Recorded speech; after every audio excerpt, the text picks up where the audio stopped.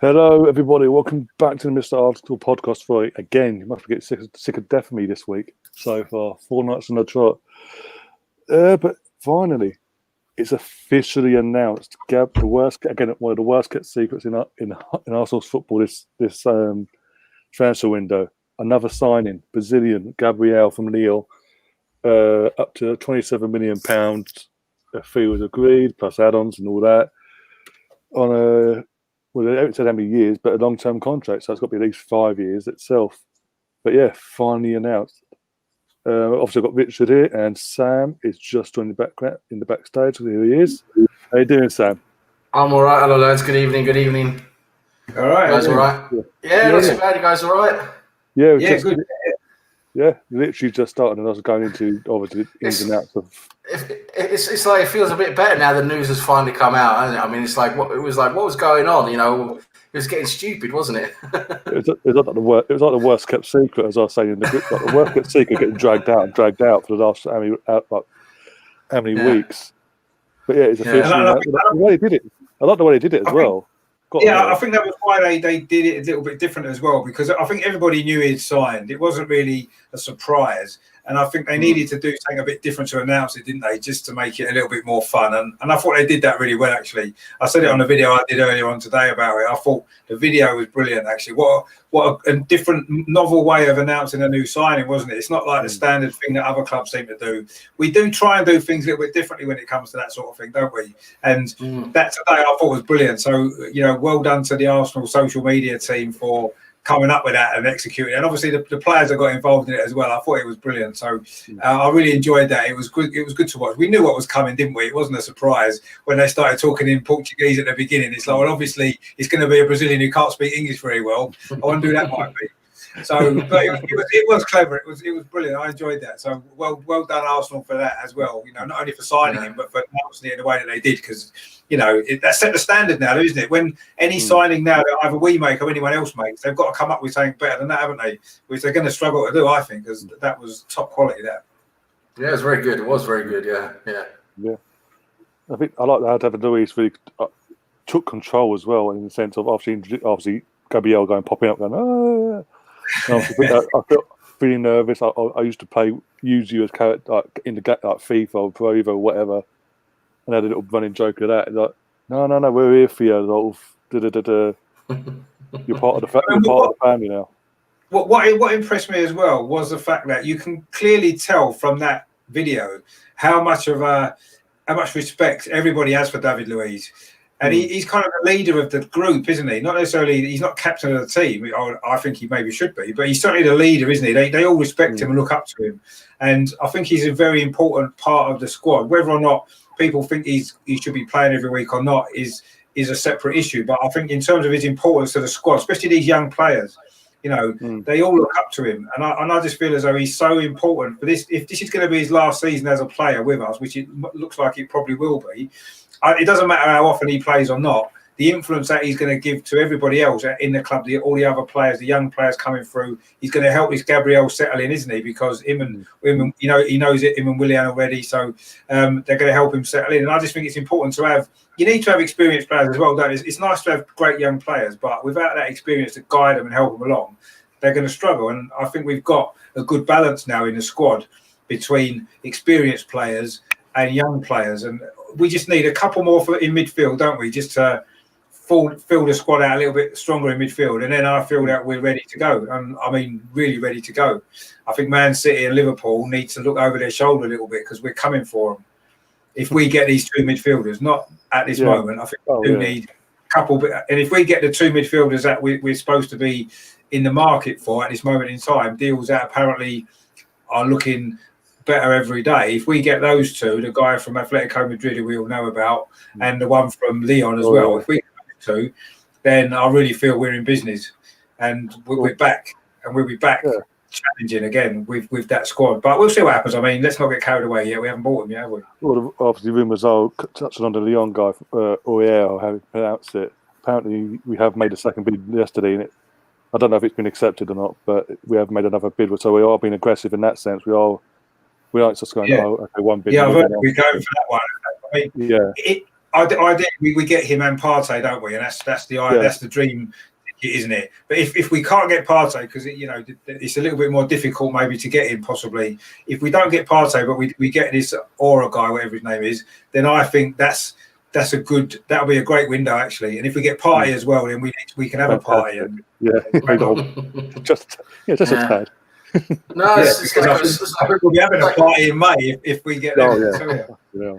No, it's like I was saying earlier today that it seems like for once now we're actually really addressing the areas that need to be addressed. We're not doing a bit here and a bit there, and we're supposed to do this, but we'll do this instead. It's like we need a defensive midfielder and a central defender, but here's a goalkeeper. Here's Peter Cech. It's it's like we're actually addressing the areas that need to be addressed, and it seems like Arteta really is focused on doing it. And I think now without Raul in the picture, I think maybe he's getting the job done. It seems like I don't know. It just seems to me like with Raul out of the picture and Arteta in the picture now, it seems like things are more focused on what we need to see get done to actually improve the squad. Yeah. And it's really promising to see. I must admit, I haven't felt this excited during the summer transfer window. I can't even remember the last time. It would have been years and years and years ago. Because it's always been. We know what we need every summer. We know what we need, but we never end up getting it. We always end up getting either something mediocre or something brilliant in a position we don't need. That's the way it's been for many years, and we've always, as Arsenal fans, felt that every year. It's like, we know what we need, but we're not going to get what we need. But now it looks like we're actually getting what we need, and it's a whole new feeling, isn't it? It's a whole new sense of optimism. Oh, it is, yeah. It's brilliant, really, because to me now we are, whatever happens now, even if we don't sign anybody else this summer, if the money situation is what it is or whatever, we're going to obviously sell a few, aren't we? But if we was to go into the season with this current squad that we've got, minus one or two that we're going to probably get rid of or sell or move on or loan out, whatever, then I think we've got a competitive squad as it is now. Obviously, if we can add a couple more to it, then we can really push on, I think. We're not far away, People might look at it and say, we were 45 points behind Liverpool last season, whatever it was, and we were like 25 points behind Man City, or whatever. But that's last season. We're starting 0 points behind them all now. But also as well, we wasn't really that far behind. We wasn't that far away. A lot of issues were going on behind the scenes last season, which now have been addressed, like you were saying. The position on the pitch are being addressed, it looks like, as well. Arteta's obviously coaching them better.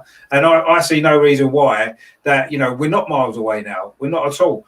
And I don't think at the end of the season, I don't think we're going to be miles away. And if we get good players, I think we can be even closer than we maybe think. Exactly, because we're going to add in the areas we need, but not just having the type of position we need, but it's the actual quality as well. It's going to be quality players in those positions as well, which is great. That really pushes us forward. But another interesting thing is, since Arteta took over the team, you look at Arsenal's performance in the league since he took over, and that post Christmas period going in towards when it stopped. And you look at from there onwards, our form has been, we've been one of the better teams in the league.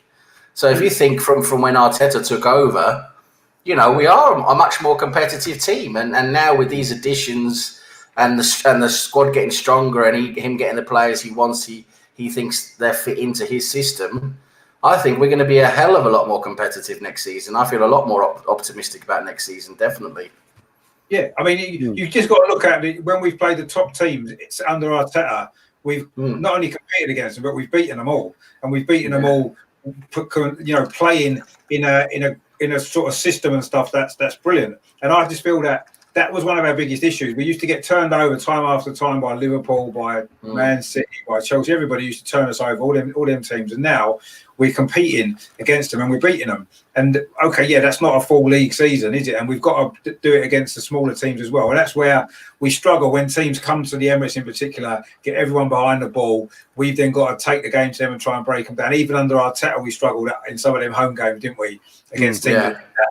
That's where we need these midfield players to come in. If we can get that guy from Lyon, I think he'll be good at breaking the lines and stuff like that and getting through these teams. So hopefully that's going to be the key to us, really being competitive over 38 games rather than just being competitive in the big games where we wasn't before. And I think we will be now. I don't think we'll get turned over by anybody ever. Well, Arteta's here. I just don't think we will. For me, I think looking forwards, just as a short little side note, for me, I think looking forwards is we're looking really good against strong opposition. It's just now we have to sort of figure out how to win these games when we've got the ball, when we've got possession. When the other team's giving us possession and lying deep. That's when we need to figure out how to break them down. Against the bigger teams where they have the ball, we're really good at that now. We're really good at soaking up pressure and counter-attacking direct play, and we're winning that way. You see, that's the way we beat all the top teams so far. But playing the teams that aren't as good, so to speak, where they're going to give us the ball and we're going to be having 60, 70% possession. That's where we need to figure out how to break them down, because we're not going to be able to play direct in behind them because they're going to be sitting so deep, so we've got to figure out how to break their lines and get in. And that's where players like Willian and this whatever his name is, they could probably help with that, with breaking through the lines. Exactly, yeah. And that's going to be the key, isn't it? Because I think we can get results against the big teams this season coming. I think we can. I definitely think we can pick up points against them teams, but we've got to make sure we don't drop too many silly points against some of the lesser teams, especially at home, who sit deep. We've got to be able to win them games. Under Arsene Wenger, for example, they were the games you could guarantee we'd win. We'd always beat the small teams at home, wouldn't we? Every single year. We struggled against the big teams. That's what let us down. We dropped too many points, whereas now it's almost a reverse. It's going to maybe be a little bit. And we need to find a way, whether it's with different players or whether it's just a different style of approaching the games, but we need to be able to win those games against the smaller teams, not just at home, but away as well. Teams that, like you said, allow us possession of the ball, because we have struggled with that under Arteta. We have struggled badly with that. That's been the one thing that maybe is lets him down at this moment in time. But that could be a personnel issue because we don't really have that creativity in midfield, do we? Exactly. We don't have a player who can break. We don't have a Ramsey who can break into the box, and we don't have a player. Well, we have got a player like Ozil, but he's not playing, who can find a pass, pick a pass through, and pick these teams off. We used to be able to do it, and we've struggled with that. And that's the thing we need to put right now. He needs to address that, maybe with new personnel, and maybe that's the answer to it. And then I'll have no concerns at all about the season if we can put those areas right. Other than that, I do think we're going to struggle in a lot of home games against some of the smaller teams who just defend. I do think we'll struggle, and we could end up drawing a lot of games again. We drew a lot last season. The same thing could happen unless we address that area maybe personnel wise over the next few weeks while the window's open. But I'm positive that we will do that. I think we will.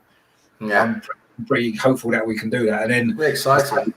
Yeah, well, I mean, I like that comment about Cardiff there. The good thing is about Cardiff, we haven't got to play them, so it doesn't matter. Yeah, you don't have to worry about them. They can turn us over what they like because they're not playing us, so it's fine. Exactly. It's more like Brighton and Aston Villa I'm worried about, not Cardiff. Oh, dear, but yeah. There was a tweet Mike put out from the the Gunners podcast a few hours ago. And basically said Gabriel maintained a 75% tackle completion last season, the third highest in League One, behind Dennis Bain with 77%, and one of our players that we just brought in, William Saliba, 79%. So we've effectively got two of last season's top three centre backs or tackle completion. And what we've got as well now, we've got two big units as well. They're both big. Aren't they, the pair of them, and that's what we've lacked as well, haven't we? The physicality, the physical presence at the back a little bit. Apparently Gabriel's a good ball player as well, isn't he? Yeah, that's good. He might have both of the assets that we've been lacking, really. Exactly. Saliba looked pretty tidy on the ball in that friendly he played. They seem to be that combination of both being able to play with the ball and also tackle and be strong, that combination you need. Because normally you're one or the other. Normally you can tackle and be strong, but you're useless with the ball, or you're a great ball playing defender, but you can't really tackle. But with these kids, I think it's going to be both. And it's interesting those numbers you mentioned, Ryan, because I was seeing some tweets today after we signed him, And of course, you know, with stats, you can read into them. You know, there's so many ways of reading into them. They're not the be all end all. No. What I thought was very interesting, just as a point of discussion, was they showed a lot of the key stats like tackling percentage, amount of tackles per game, interceptions, things like that. And interestingly enough, Gabriel was higher than Upamecano, and all the stats they showed, there was like 5 or 6 different stats. And Gabriel was higher than Upamecano on all those stats. So I'm thinking maybe that might be one of the reasons why we decided to go for him instead. Maybe. Well, no, but having said that, I totally agree. But the only thing is, as well, what you got to remember is Mustafi had better stats than Van Dijk. Yeah, I mean, in certain areas. I'm just saying. Listen, like stats, you know, you can really read a lot into them that's not really there. Of course, you know, you got to look at the real life. Yeah. Situation with things, but I'm just saying it's an very interesting point. When you look at the numbers, that you know he actually rated higher than Upamecano, you know, which was the one everyone's been, you know, basically dribbling, you know, going silly over for a long time. But that would be interesting to see. It would be interesting to see. I mean, I just think what we've got to remember is that Saliba and Gabriel, they're both young lads coming into the Premier League for the first time. They're going to probably take time to adapt because the Premier League is quicker than it's more physical, and they're going to take a little bit of time to adapt. And what I don't want to happen is I'm a little bit worried that our fan base have built these two up to be the new Van Dijk, and they're both young lads. They're going to probably make mistakes as they settle in. We just need to make sure that we understand that they're young lads. Just because they make a few mistakes doesn't mean they're the new Schillaci or the new Seagan. What it means is they're it is, and we need to understand that. Our fans mustn't, you know, need to understand that they might say, hopefully they'll be integrated gradually as opposed to being thrown in at the deep end from the start of the season. I mean, I think there will be. I think there will be gradually integrated because I think Arteta is smart with that. He's smart, and I think we've got to expect mistakes from as well. If we have that mindset from the outset that listen, these kids are going to make mistakes. It's the way you learn. It's the way you develop. You know, we've seen even Van Dijk make mistakes, right? The god of all gods in defence. You know, Koulibaly, another big name. You know, against us, he was average against us in the Europa League. You know, I mean, you know, so you know, it's you know, you got to, you know, these kids, Saliba and Gabriel. You know, we've got to have the right, you know, mindset. They are going to make mistakes. They are going to have bad games away at Brighton or whatever. You know, they are going to have a few bad games here and there, but you know, it's about the long term. Next season they'll be better. The season after that, they'll probably really start hitting their stride. Yeah, no, exactly. We just need to, as fans of Arsenal, we need to understand that, and we need to make sure that we don't. Arsenal fans tend to have a habit of overreacting. And we just need to make sure that if they have 2 or 3 great games at the start, let's not overhype them. And if they have 2 or 3 poor games, don't get on their back constantly. You know, at the end of the day, they're 2 players for the future, aren't they? They could be at Arsenal for 10 years, both of them. And we can't criticise them and we can't hang them out to dry early on just because they're young and learning and might make mistakes. And equally, don't go over the top if they start performing well. If they perform well all through the season, brilliant. You know what I mean? That'd be great. But let's try and keep a little bit of realism with it all. That they are young and they will probably make mistakes, as you say. It's inevitable. You know, but I mean, our old Van Dijk in comparison. You know what I mean? Look at the experience he's got already before he came to Liverpool. We're buying 2 raw players, aren't we? That are very young. And they've got great potential, and I'm sure they're going to be great players for us. But let's try and keep a little bit of perspective, you know, and allow them to make mistakes, which they probably will. And just understand that it's because they're young and they're learning. And, you know, I don't know how well William Saliba speaks English. I think his English is probably better than Gabriel's at the minute because he seems to be struggling. And that's the issue. It's a problem, isn't it? Communicating. You know, he'll be all right communicating with David Luiz, but he won't be very, very well communicating with Rob Holding, will he, for example? If Rob Holding's he's going to struggle in. Be a lot of sign language. Pointing and going, oh, hello. Yeah, but I suppose that's the problem anyway, isn't it? When new players come into different countries, they've got to learn the language as well and stuff. But, you know, we've got 2 good young defenders who are going to hopefully have good long careers with us. So let's make sure we get behind them. And also, this is again, I think it's another reason why Arteta was so hell bent on keeping David Luiz for at least another year. Well, exactly. Everyone moaned about that, didn't they? Why are we signing him again? Well, we're signing him again because we need someone like that to help the young kids through. Yeah. And that's perfect. And I think David Luiz is going to be a massive, big player for us this season, on the pitch and off the pitch as well. Probably more off the pitch, actually. But I think he's really important to the team, and he's been important all through the season, I think. You know, when you heard what Bukayo Saka said about him as well when he signed his contract, how important he's been to help him. And that just goes to show. So, you know, it's brilliant. And that's, you know, exactly what we need. We need players like that. Yeah, you're right. You're dead on with that. Yeah. Also in the chat, Harvey is asking, who do we think realistically Arsenal can get out of the 3 midfielders we've been linked with? Well, Ceballos is basically done. It's not officially. We've already got Ceballos. It's been confirmed. Yeah. Is it not Coutinho? He means as the third one, maybe. Coutinho, maybe. Yeah, Coutinho, maybe. Coutinho as well. All right. I think realistically, we'll get Partey at the end. I think at the very end, I think we'll get a lot of play. I think we'll get some players off the books first. Raise some funds as well.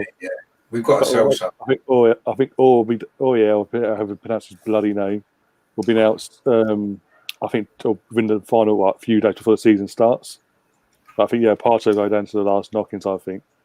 So Coutinho, I don't think we really need him at the moment. With players we've got Willian, we've got Pepe, and Willian's looking to play under. Is basically told he's playing like the creative role. What Ozil's meant to be doing basically. They've got lots of Willock and all that can come in for the cup games as well, play that role. Because realistically, Coutinho want to come out on loan to the Premier League and play cup games behind. He's felt like a patriot as well. I just think it's going to be a long season, especially if we have a run in the Europa League. We could be playing nearly 60 games if we do well in the other cups as well. So we need a big squad. Players are going to get injured. Players are going to need resting, and I just think that you can't get too many good players. And if Coutinho doesn't want to come and just play the odd game, then he's going to.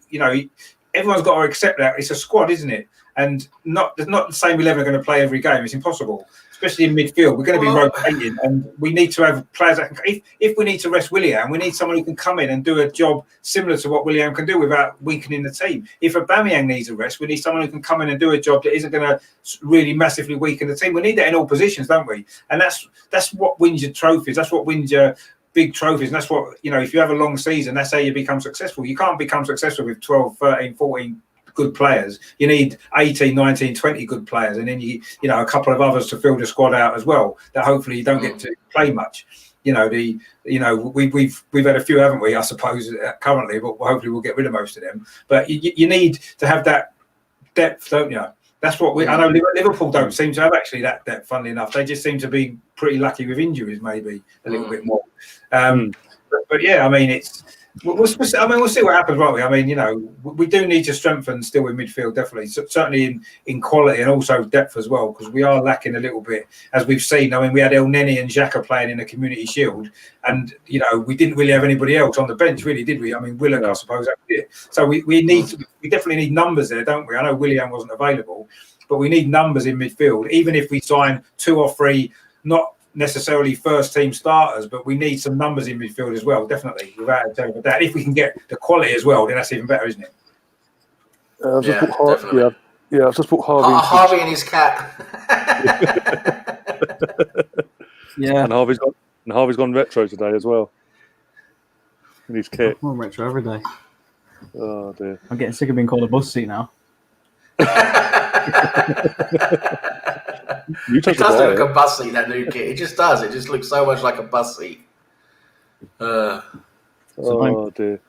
So Harvey, from a rival's point of view, now it's officially confirmed. What do you think? Because obviously your club was in hopes to try and hijack our player here.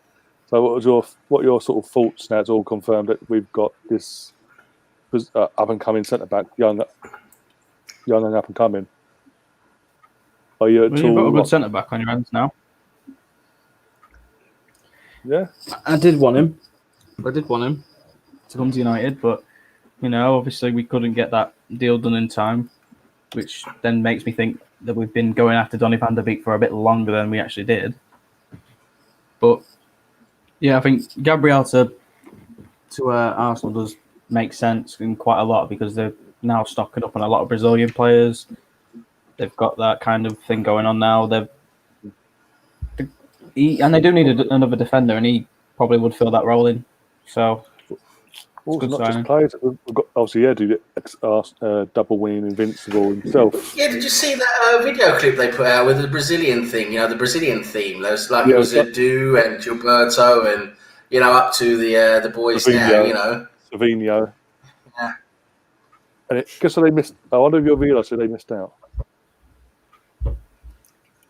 I don't know. Who did I miss out then? Andre Santos.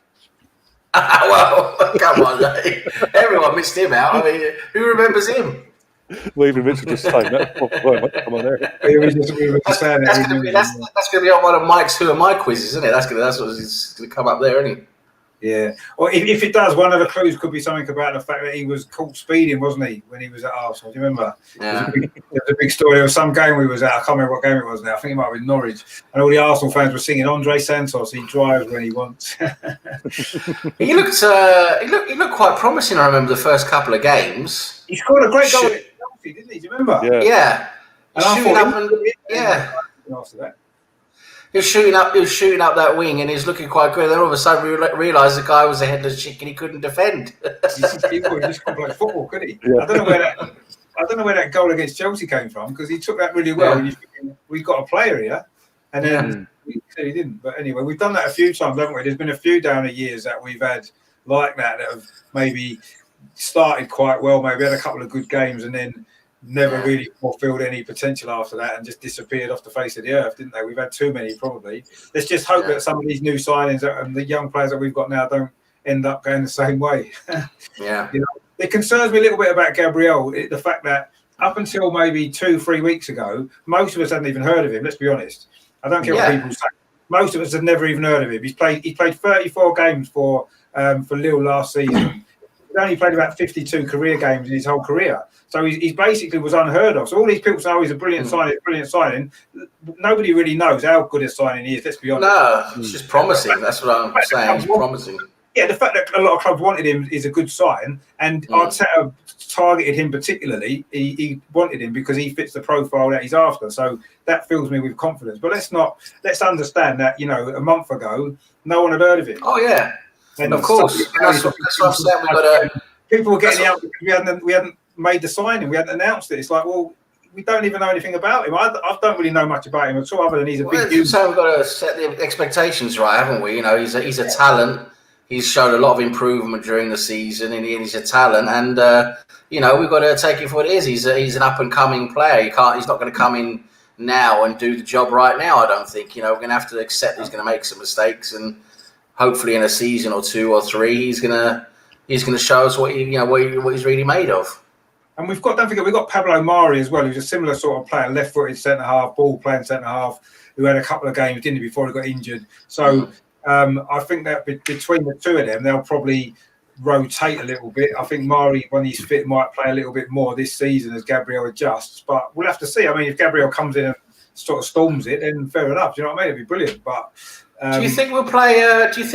Because I see a lot of places mentioned. I mean, a lot of tweets from different people mentioning today. Because I think we're going to probably stick with this back three for a while. Because it's been working quite well. And I'm thinking, I've seen, the back three, Tierney,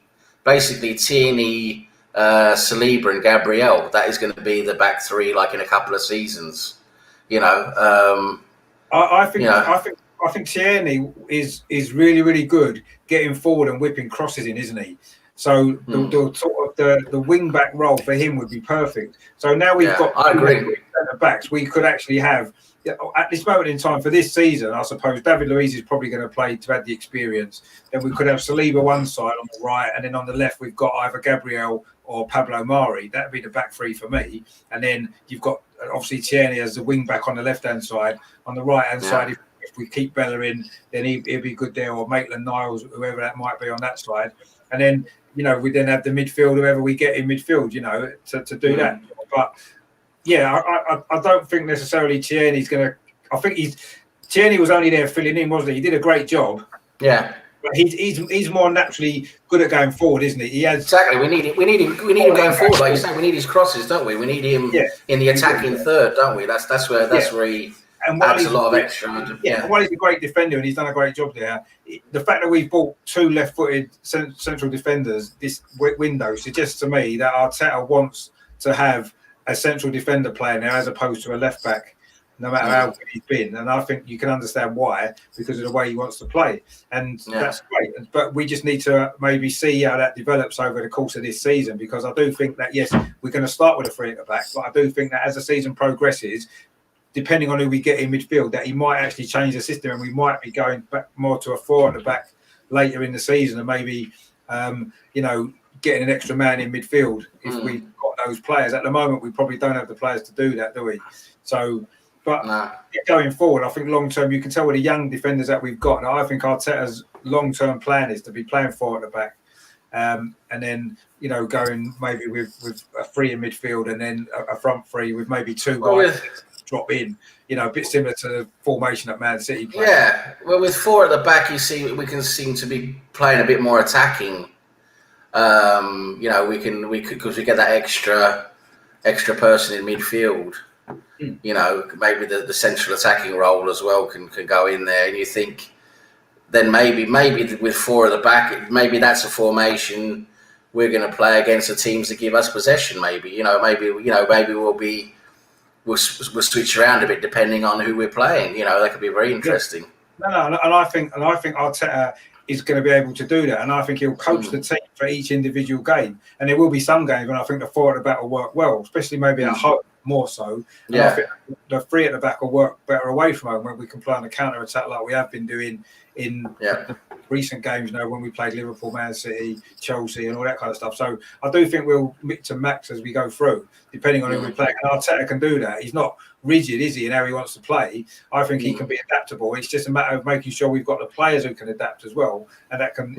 We've got the players that can fit both systems, and he can. If he has to make changes to do that, then that's fine. As long as we've got the players who can come in and do that, and I'm sure that's going to be the plan long term. Whether or not it's going to happen much this season, I think it is going to depend on who we get in midfield mainly, because that's the area now. I think defensively we're fine, we're sorted. We don't need any more defenders. We need to get rid of them, if anything, don't we? We've got too many. Too many central defenders for sure, we have, we've got too many. So we need to get rid of some now, and then we need to get the midfield now is where we need to strengthen. I'd still like, maybe, depending on the Lacazette thing, if Lacazette stay in, fair enough. If he's not, then we are maybe going to need another centre forward, because is Eddie Nketiah ready to play a full season as the main centre forward? I don't think he is yet. So that could be another area. But at the end of the day, we can't get greedy, because if we strengthen our midfield with 2 players that we need, then we're probably not going to have any money left to buy a striker, are we? Unless we get Lacazette, and then we can maybe replace him with maybe someone a little bit younger. And I don't know. We'll have to see what happens with that. But that's another area that maybe we'll need looking at some point. I don't think we've got enough goals throughout the team, have we? Apart from Aubameyang, no one else really has been scoring, have they? None of the other forwards scored enough. Lacazette scored 12 goals, didn't he, last season, which isn't enough, is it, for a centre forward? Nketiah got about 4. I know he didn't play many games, but we need, if Aubameyang's going to score 30 goals, which he probably will, we need to get someone who's going to be looking at nearly 20 as well, don't we? Another striker who can score 20 as well, and that's how you be successful. That's all the successful teams tend to have, don't they? And we look at Man City. They've got about 4 players who scored over 20 goals this season. Sterling. Well, you look at their front 3, right? That's what I'm saying. You look at Liverpool. I mean, Liverpool's front 3, all the goals they've had, and you look at Man City's front 3, all the goals they've had, and you look at our front 3. It's basically just Aubameyang, and no one else really gets any goals. So even Man United, Martial, Rashford both got sort of 20 goals, didn't they? Greenwood was probably 15, 16. So you've got three players scoring. That's what you need. If you're going to do anything, you need to have 3 players that are going to regularly get you goals. Exactly. Our front three are not really productive, are they? In that sense, if Aubameyang don't work well together. Would you say, Harvey? They don't really work well together, to be honest. The front 3. No, it's a bit hit and miss sometimes. Sometimes it works well, and then other times it doesn't. That's the thing with me. Aubameyang out left, even though he's brilliant at getting in those positions and cutting in and scoring because he's just that good. But it's whenever he gets the ball and he's not in a scoring position, it's, he's so awkward there, isn't he? He doesn't really, produce like any bit, good, like, passes or crosses or, you see him with his left foot. He can't cross with his left foot, basically, so he always wants to cut in on his right and shoot with his right. But don't forget, we've got Martinelli to come back. I forgot about him because he's not been playing. And I've forgotten about him, actually. So we have got him as well. Yeah. He's got 10 goals in 20 odd games. So, if he'd been fit at the end of the season, he'd have probably got a few more. He'd have got a few There's goals in him. There's goals in him for sure, yeah. So, maybe, I've actually forgot about him. So, need to remember him as well, actually. So he could maybe step in and do a job. I know he's more on the left side. He's stronger on the left-hand side, isn't he, actually? Yeah.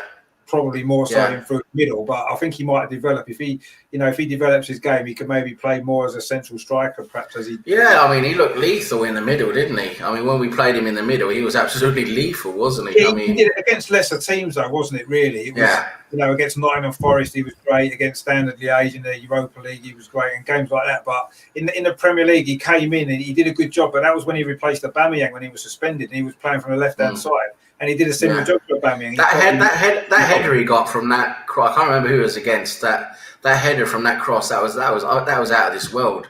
Yeah, I've never seen anything like that. Standard Liège in the Europa League, wasn't it? I think it was that. How he managed to get his head on that ball and control into the net like that. I've never seen anything like it. I mean, it was. No, he's a great prospect, actually. When you've got it shows you the instincts you've got, because that's just instinct. No one can teach you to do that. No one.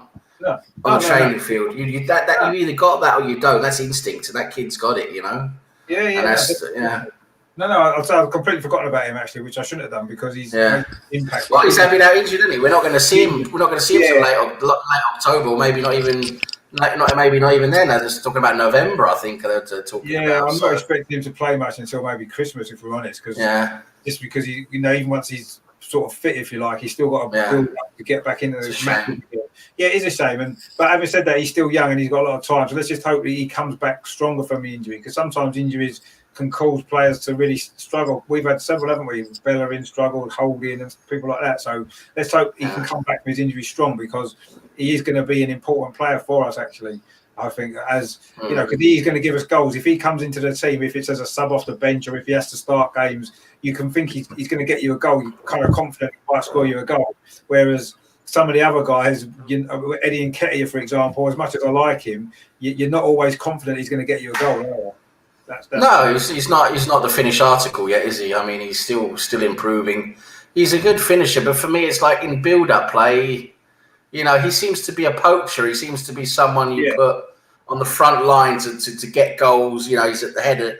You put in crosses for him to put in the goal, but he's not really part of build-up play. Whereas Lacazette is a lot more part of build-up play. That's why I think Lacazette suits our formation a lot better than what Nketiah does. Yeah, he's got more physicality as well, Lacazette, hasn't he? I think that Nketiah is maybe not quite strong enough yet. I mean, he might develop. He's still a young lad. He needs to get. He's a good finisher. Nketiah's a good finisher. He's got a good finishing foot. He shoots well as well around the box, doesn't he? And that's why he gets the goals that he gets, because he makes great movement. And again, it's something that, like you said before, it's difficult to coach that. It's just an instinct, isn't it? Get yourself into those positions. Actually, Ian Wright did it really well, didn't he? It was just an instinct. Oh yeah. Ian Wright could just. I mean, he could put together goals, ways of shooting.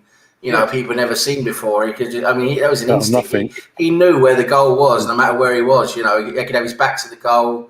He just knew where the goal was. It was an instinct. It was a God-given gift. Yeah, exactly. And some players, if you've got that, then you're going to do well, aren't you? Because I think Mason Greenwood's another one, actually. You've seen. Oh yeah, he looks incredible, and he's got the way he shoots that ball.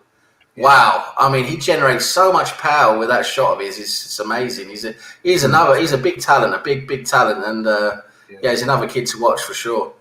Yeah, he is. Yeah.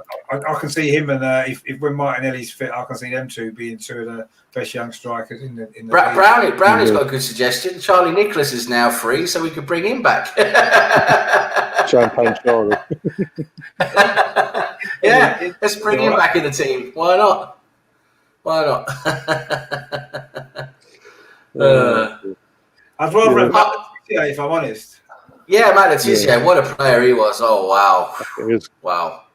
Yeah. Another one of those players who was loyal, wasn't he? Stayed at Southampton, and not many of those around anymore. You could say maybe lazy and lacking ambition, perhaps. Maybe he was. Listen, he could have gone anywhere, couldn't he? He was that good. He could have gone anywhere. Man United wanted him, didn't they, at one point? I know Man United wanted him. They went in for him a few times. Yeah. I mean, his career could have been totally different, couldn't it? If he had actually gone to Man U under Fergie would have made him work harder, which was the one thing that he lacked. He didn't want to work. He didn't want to run back and change. He's a bit lazy, wasn't he? He was one of those God-given talents where he was one of those guys where you could just tell he didn't have to work hard. He was just that good, wasn't he? He wasn't bothered, was he? Yeah. He just used to stroll about. He'd stroll about. He's just that good. Yeah. And then in the other 10 minutes, he'd score 4 goals, and it's like, okay. Yeah, he was just that good. He was just, it was a natural, God-given ability, wasn't it? Imagine if he had the same drive as, say, Cristiano Ronaldo, for example. If he had that amount of drive, think where he could have gone, how good he could have been. Because his natural ability is much better than Ronaldo's, I think. Natural ability. Yeah. Ronaldo's just works and works. He works his way up. Yeah, he's worked his way up. He worked so hard to become what he is. And if Letizia had done that with the ability that he had to start with, he would have been just unbelievable, really. But he was happy doing what he was doing. He was happy at Southampton. Yeah, of course. And if you're happy, you're happy, aren't you? Then why not? And so, well, he wasn't motivated by money. He wasn't motivated by money, that's for sure. Because he was offered a hell of a lot more money to go other places. That's for sure. I think he liked an easy life to a certain degree, didn't he? He had it easy at Southampton because he was a god there. Everybody loved him. He could basically stroll about for 95 minutes, do nothing. No one cared because he'd pop up with a goal, wouldn't he? And that's and he got away. He wouldn't have got away with it anywhere else, would he? Because if he played for a big club, he'd have had to have worked for the team. Yeah, there would have been more expectation, wouldn't there? There would have been a lot more expectation. That's probably why he didn't get much game time for England. Because when he went in England squads, he was probably exactly the same. And he maybe didn't. That didn't suit him, did it? Which was a shame, really, because for natural ability, he would have been the best English player at that time by an absolute mile. Mile. He'd have been better off being Brazilian because he'd have got a game for Brazil because they don't, they've got a different philosophy of football, haven't they? You know what I mean? Or beautiful game. Yeah, exactly. And he'd have probably got away with it, wouldn't he? Because they probably would just build a team around him. We'll put 10 workers in the team and let him crack on and do what he wants. Yeah. Not long ago. Funny you mentioned that, Brazil, because Norway, as you know, I live in Norway. The Norwegian national team, we've had a thing with Brazil because Norway was like Norway. I don't know if they still if they still do, but I know until like 10 years ago or something, even that, that far on now, Norway is the team in the world that has the best record against Brazil. Basically, Norway were undefeated against Brazil. Brazil haven't managed to beat Norway. They played them like 6, 7, 8 times or something like that. Yeah. And Norway's beat them in the World Cup in France. With that last minute penalty to get through to the second round and that. Anyway, it's always been a thing between Norway and Brazil in this, and they had like a charity game, like not a testimonial, but it's a charity game a couple of years ago here, where they brought that. They actually had that team. They brought that same Brazilian team from the '98 World Cup from that game to the national stadium here, and they put that same Norwegian team out as well, and they played together. Just an exhibition game for charity. So that you had Roberto Carlos and you had all those guys. Rivaldo, basically, they were all there, give or take. I think maybe just a few missed out, but they were all there. It was really, really fun. I didn't go to see it, but I saw the highlights. But the thing was, I was reading talking about this Brazilian culture and everything. It's all laid back because they didn't do any training, right? Because I was reading all about it and everyone was talking about it. The Norwegian guys, they met up like weeks before and started doing heavy training to get a bit fit and all that and play together and sort of, get ready for the game. The Brazilians didn't do any training, nothing. They just met up on the day to play. And half of the team was smoking at half time, sitting down smoking at half time and having a beer in the dressing room at half time. I bet they still won. And they... actually, Brazil did actually end up winning that game. Yeah, they did. Yeah, I think it was ended up something like 6-5 or something like that. I think, but yeah, It was just amazing. You know, they just showed up on the day, smoking, had a few beers, and they're still like, oh yeah, they won it. You know, because they just had that natural ability. You know. And I say maybe that would have suited Letitia because he probably wouldn't have minded a beer at half time, would he? He probably did anyway when he played for Southampton. Probably did, yeah, but the odd snake bite here and there. Yeah, he did talk about Harry's Heroes, didn't he? When he was in that, he did well, didn't he? Actually, Yeah. did the most amount of weight both times. Actually, didn't he? I think both times he was on it. Yeah. Oh dear. Oh, but yeah. All again, another positive vibes from us all. This ain't normal for Arsenal fans. I'm not used to this. No, just saying what we do. It's like what we do. We're feeling positive. What's going on? You know, it's like so many people. Like I haven't felt this for years. You know, what's going on? You know, what's AFTV gonna do? What are they gonna do? Wait till tomorrow. Something's gonna happen now. You jinxed it. Oh yeah, They've still been negative. The other day, someone was moaning. Well, a few of them. Oh, that Turkish. Yeah. That Turkish is going on about Ceballos. How crap he said. How crap Ceballos is. Like what? I know. Yeah. I don't know what. Honestly, I don't know what. I think some of them just do stuff like that just because that's probably how he's got 200,000 subscribers to his channel because people like negativity and people like that complete bullshit. I don't know if that's what it is. I don't know if that's the case. My channel won't get more than like 50 likes probably. Well, the thing is, you know, it's showed him up a bit now. That's the thing because he's making himself look. I mean, he's making himself look a bit like a mug now, really, isn't he? You know. Well, I've seen today. What was it? One of the fans was one of the people that follow him. I think they follow me. I don't know. But a tweet came up and she was basically saying that I didn't even bother watching. Obviously, seeing who it is, I haven't bothered watching. And he's obviously didn't even at him in it. The tweet that she responded to, he wasn't at it in, but somehow he's seen it and he's gone on the attack of her because she edited a photo. Noah Martin is just holding the FA Cup and he's like that on the coach a few weeks ago. Well, she's edited it in a way that it's her instead of the cup. You look about X amount of years old, and look at you in this picture. Look at you in your profile picture. Tell me to grow up. Blah blah blah blah blah. Like, fucking hell. Yeah. I mean, also, I don't know how reliable the Guardian is, but they're reporting that PSG have made a £33.5 million bid for Bellerin. Where was it? I just thought on one of the apps I'm on, the Bleacher Report. Right. PSG make £33.5 million bid for Arsenal right back after daily contact last week. They've made their bid apparently. And Romano's also just come out as well today, just now actually, said that Everton have got Allen done, James Rodriguez done, and the personal terms have been agreed with Decore in the last hour. Well, for Everton? So them two deals have just been done, and now Decore is coming into Everton now. See, they ain't messing about either, but they're addressed. Ancelotti's he's addressing an area that needed fixing. Because them players you've mentioned there are going to, on their own, was improved. Yeah, midfield's going to be amazing. Well, it's all, I think how old is Rodriguez actually? He's been out for a while. Rodriguez is 27. Why are our players so badly rated in terms of money? 25 million for Bellerin.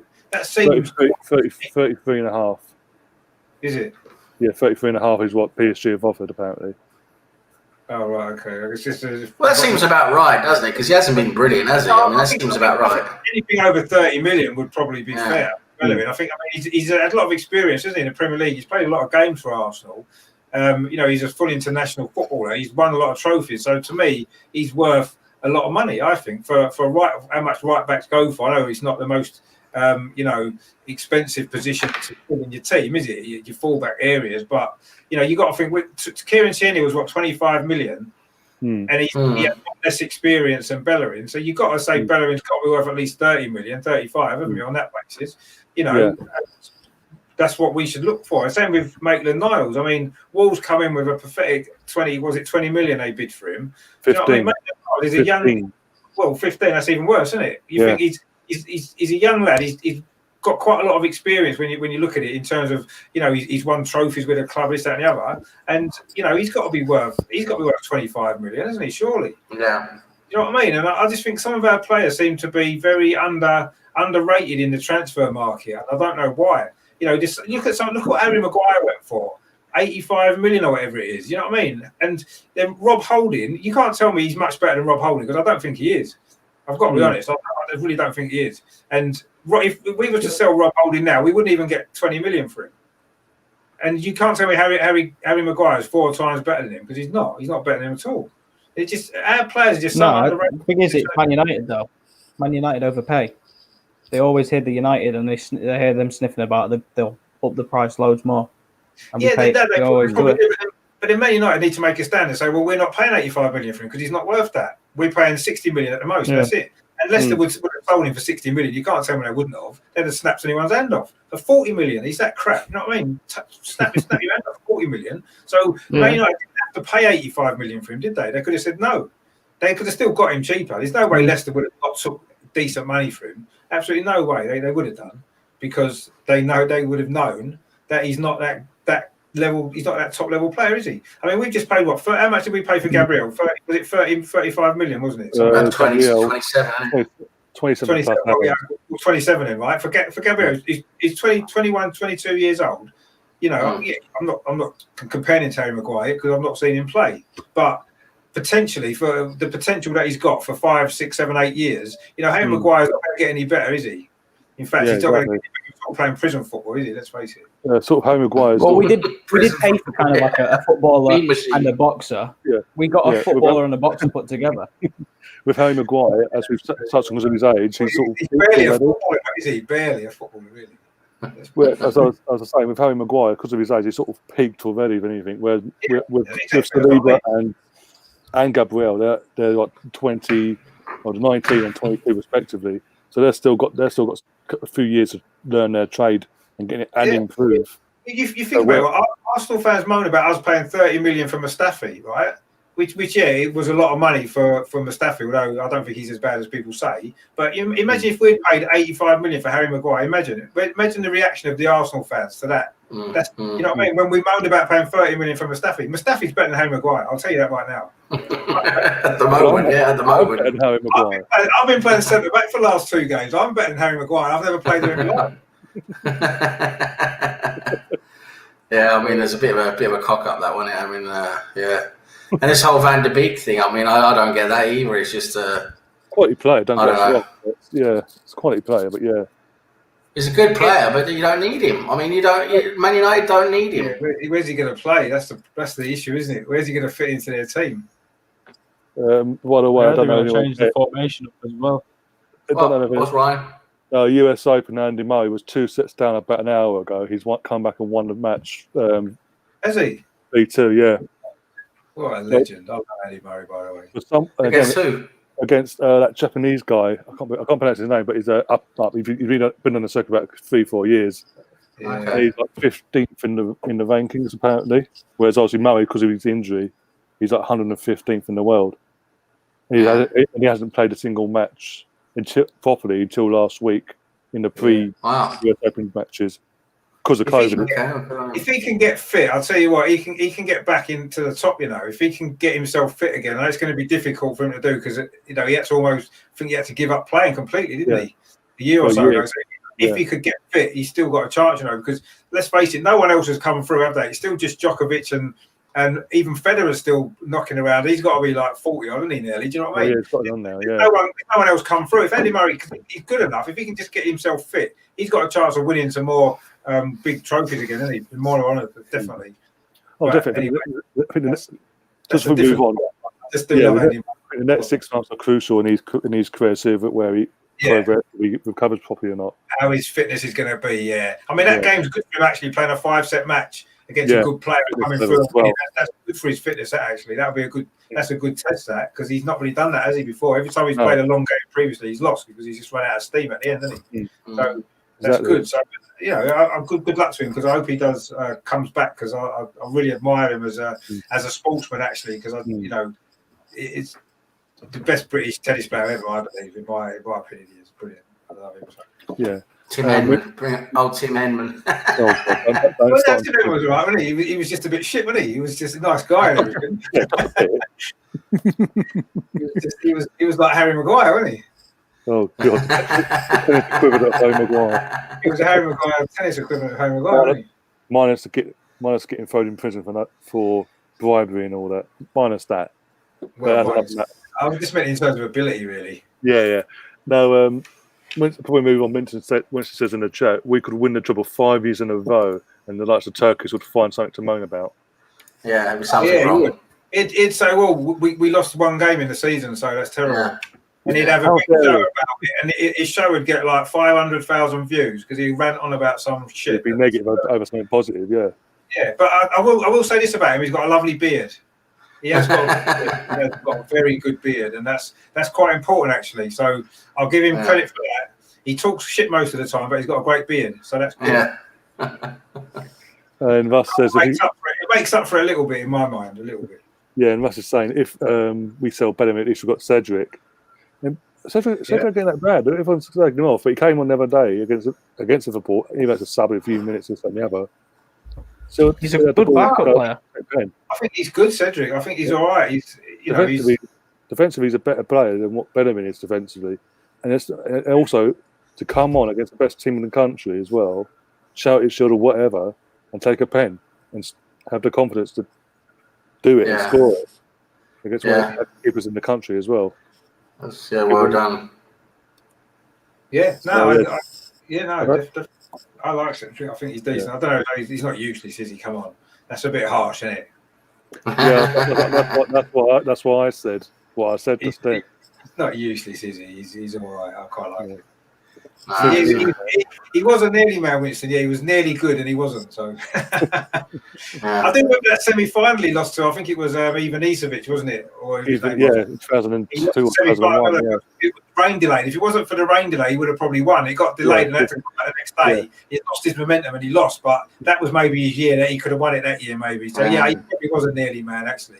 He just used to frustrate me because he'd get to the semi-final every year and lose to Pete Sampras every single year.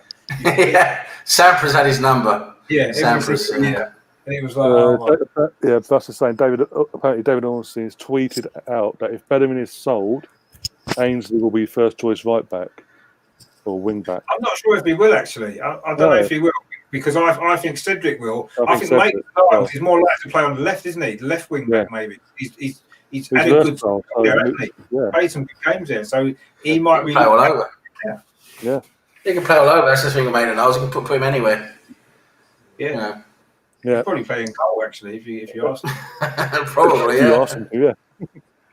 No, I also think there's I think this James Olayinka as well, the young right back in the under-23s who was on the bench for the Charity Shield. Yeah. Apparently he's looking really, really good as well in development and doing really well at right back. He's looking like they're saying. I mean, of course, listen, you got to take all these things with a pinch of salt. But the people who follow the other 23s are saying, he's got a lot of Ashley Cole in him. Just obviously right back instead of left back. So it should be interesting to see because he might be able to push through a bit as well this season. I think we'll see him in the League Cup and maybe the early rounds of the FA Cup, depending on who we play and that. Be interesting to see.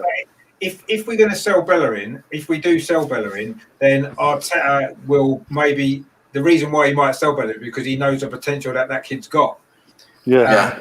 Rather than have to go and buy somebody else, he might think, you know what, we can put the money we get for Bellerin towards strengthening the midfield, and I've got this young lad who I've got some faith in who can develop and become maybe the next Bellerin, if you see what I mean. Because obviously he came through the system, didn't he? So let's see what happens with that. But I think if we sell Bellerin and we don't buy another right back, then I think that it's because Arteta's got faith in that kid.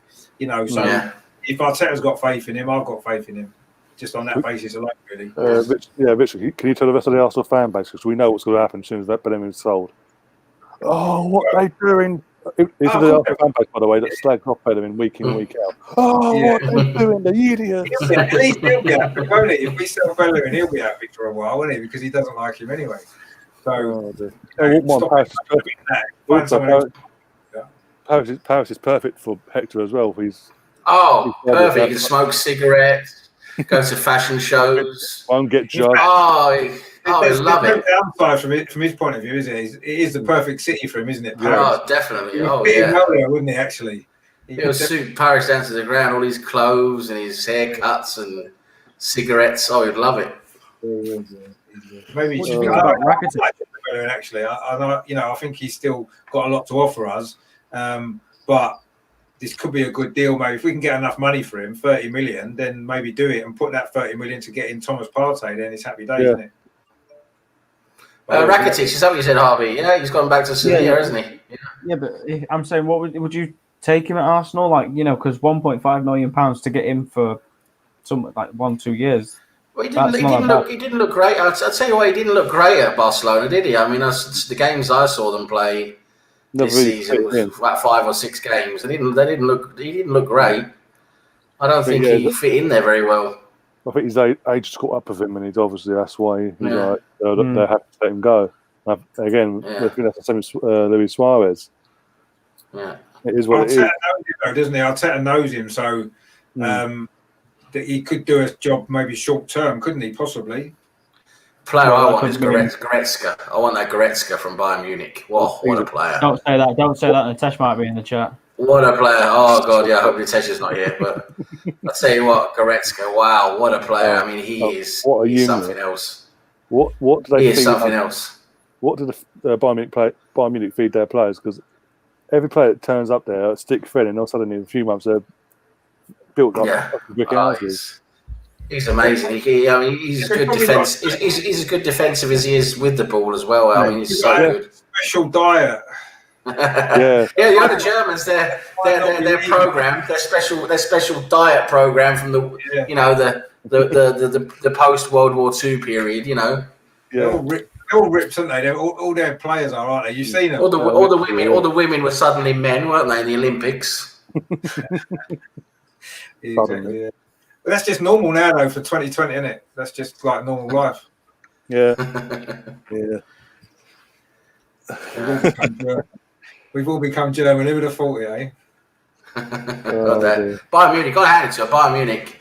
I mean, they know what they're doing, don't they? I mean, they know what they're doing. They're always there or thereabouts, aren't they? Every year, I mean, look at the players they've got for a start off. Yeah, and their entire squad now cost 80 million. So they're good at development as well. They're good at buying the right players, developing. The squad they got at the moment cost them 80 million. Yeah, which is less than what Man United paid Harry Maguire. Exactly. You can have Harry Maguire. Come on.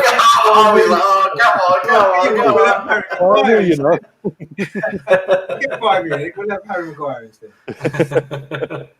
He's like, I can't defend him though. I can't defend him. The irony behind my I can't. The irony behind what I've said. Think of it. Why would I defend someone who can't defend? That's a good one. Defend someone who can't defend. That's a good one. That's a good one. I like that. Dear. I have to say, his performance in the FA Cup semi-final against Chelsea was something else, wasn't it? Literally. Oh my word! I turned it off. It was on a different level of crap, wasn't it? I mean, there's terrible performances, right? And we've seen loads from centre backs at Arsenal over the years, haven't we? Literally 100. But that was in a different level. That was a different level of crap, that, wasn't it? It's unbelievable. I was kind of hoping that Bailly didn't get injured, and he did in that collision. Yeah. I mean, Stefanos. As an Arsenal fan, who remembers Stefanos? I remember Stefanos. Yeah. I mean, I gave me trauma. He played that 6-1 at Old Trafford, didn't he, Stefanos? Trauma. And he was pretty terrible then. But even then, I still think that was slightly better than Harry Maguire's performance in the FA Cup. But that was Wenger's sort of his ego getting to him with Stefanos, because he was like Wenger. He had that. Oh, he could pick a talent from anywhere. And he got this bloody Stepanovs from the Latvian fucking second division or wherever he came from. Another reason and it's like, what are you thinking of? What are you thinking of? Literally, imagine if he become the new Vieira, though. Imagine, because nobody rated Vieira, did they, when we got him? Nobody rated like a Nelson. Stepanovs was a central defender. He was a central defender. He had the same sort of impact. If he'd become that sort of player, because no one rated Patrick Vieira much, did they? Really, when we got him, and look how great he turned out to be. So maybe Wenger maybe thought he could keep finding these players But at least Vieira came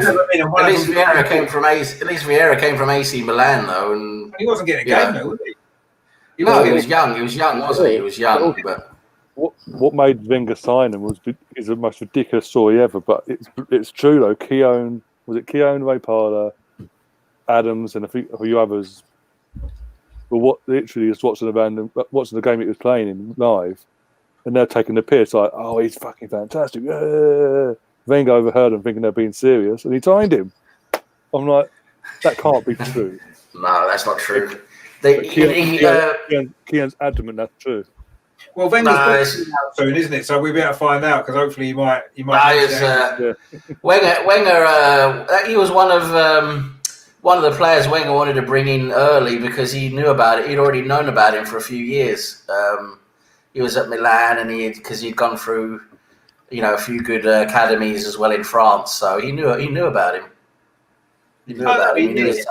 He knew about him. Yeah, I mean, he knew about a lot of them French players, didn't he? That he brought over in the days. But then, I mean, there was still players like Raimondi who wasn't great, was he? And there was another one, Remy Gard as well. He got Remy Gard, didn't he? Emmanuel Aboué. Oh God, Aboué was quality. I loved Aboué. What a dance he did when he scored! It was just brilliant. I loved it. Oleg Luzny as well. Luzny, Luzny, and Luzny, he was good. Yeah, Nelson Vivas. Nelson Vivas, Argentinian, wasn't he? And there's loads of those weird fringe players he brought in. Like there's that Stefan Maltz. There's that Alberto Mendez, who's also German, like a Spanish German. And then you had there's a few of them weird. There's a few weird ones in there, weren't there? There was that Caballero played up front that he got in. Yeah, that's a weird one, wasn't it? He hit the crossbar about 5 times and he never scored in about 10 games. He just kept hitting the crossbar. I thought, okay, mate, well done. But he was a funny one. Caballero, his name was. But Russ was just saying that the thing I was alluding to is the Ray Parler story. I think it's in his autobiography as well. Yeah, I think it is. Yeah, I've got that. So I read it. I got it for Christmas. I've been. Even Jonathan Porter's saying it is true. They were winding up Keown. That was it. Winding up Keown over it. Oh, he's going to replace you. Nudge in front of Wenger because they knew. Yeah. And Wenger overheard and thought they were being serious and not joking about. And obviously that was like switched up, turned him like, okay. I'm sure that's why he didn't buy him though, just on the basis of that. That's what they've always claimed. But Wenger wasn't even there when he bought him though. Yeah. Milan. No. He came in before Wenger. Not Stefanos. Oh, I was talking about Stefanos. Sorry, I thought we were talking about Vieira. Oh, No. Wenger did bring in Vieira. Yeah, I know, but he came in before. He was in before Wenger started, wasn't he? He brought him in. He instructed Arsenal. He instructed Arsenal to buy him before he actually started. Yeah. He made his debut before. Tahib says Lupoli came from our academy back in the. Yeah, he was another one of those weird ones where he was scoring bucket loads of goals for our youth academy, and they just couldn't really produce it at the top level. He was actually all right, Lupoli. Yeah. He wasn't great, but he actually wasn't too bad. I don't think. He had the potential. He just didn't get the chances and enough chances to prove himself. And he got sold off to Derby, I think it was. Louis Banforte, he said. Russ says here as well. He was half decent. Yeah, he was half decent. Yeah. Like that Christopher Vray as well. Christopher Vray, and then there was. He was good. He scored a few good goals for us. That year we won the double, 98. Christopher Wright. Remember that Diawara? There was that Diawara. Yeah. Oh, God, there's been a few weirdos, isn't there? Yeah, what's that? Diawara from. I think you're on about the one we bought from Chelsea. You literally bought him at the last minute. No, Diarra. That was Diarra. That defensive midfielder was good. He was actually good. He was decent. He didn't want to stay, did he? And he went to Portsmouth or somewhere, didn't he? Well, literally. Why did he go to Portsmouth instead? You know what I mean? He left Chelsea, came to Arsenal, had about 3 or 4 decent games, and then, I don't want to play for Arsenal, I'm going to Portsmouth. Well, literally, it was so bizarre because obviously he had a good rep at Chelsea because obviously they bought him and he's doing well. We then went in and think we could improve, take on to the next level, give him more games. And then 6 months later in the January window, we're selling him to fucking, what was it? Yeah, because I think Portsmouth, and then they sold him to Real Madrid. But because I think wasn't it Flamini who was keeping him out of the team or something? At the time, yeah. I think so, yeah. I think Flamini was actually decent at that time in defensive midfield and keeping that Diarra out of midfield. I mean, keeping him out of the starting lineup. And Diarra was like, "Listen, if I'm not starting, I'm going." And he threw his toys out of the pram and he left. There's another one, Inamoto. Oh yeah, we got him obviously for the Asian market, didn't we? Of course. He sold a few shirts, didn't he? Oh, Inamoto. He played a couple of games though, didn't he? Who's it? Not like this other one we bought, that Park Young, whatever his name is. He never bloody played.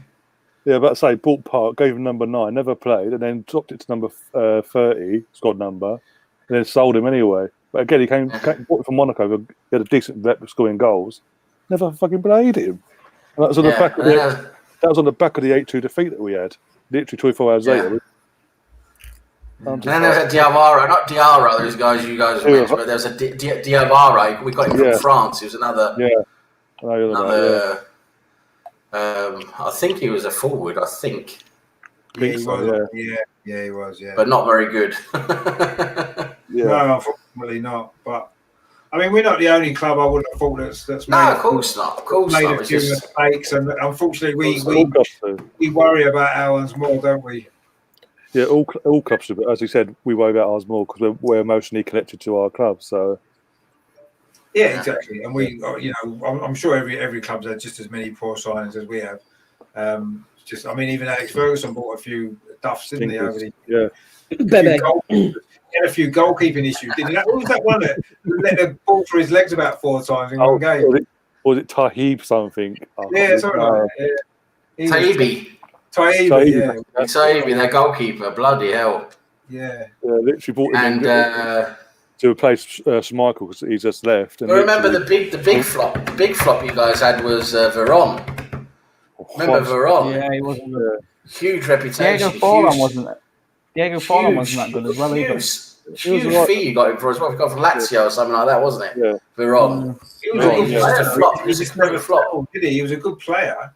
He just never settled, did he? That was the thing. He never settled at Man U, did he? Like that Forlan, well, he scored goals everywhere except for Man U. He played loads of places, got loads of goals, and he just didn't make it at Man U, did he? Yeah, Louis Saha as well. Came from Fulham, massive reputation. Started off all right, and then just Alan Smith. Yeah, Alan Smith. He was a good lead. Yeah, not Arsenal. Yeah, that leads Yappy. Yeah. The Leeds one. What was it? Oh, Jonathan saying Clipperson as well. Clipperson was another big name. Yeah, it's another big name signing. Brazilian. Yeah, wasn't he? Yeah. Oh, what was it? There's another one. Jemba. Was it Jemba? Jemba is another big name.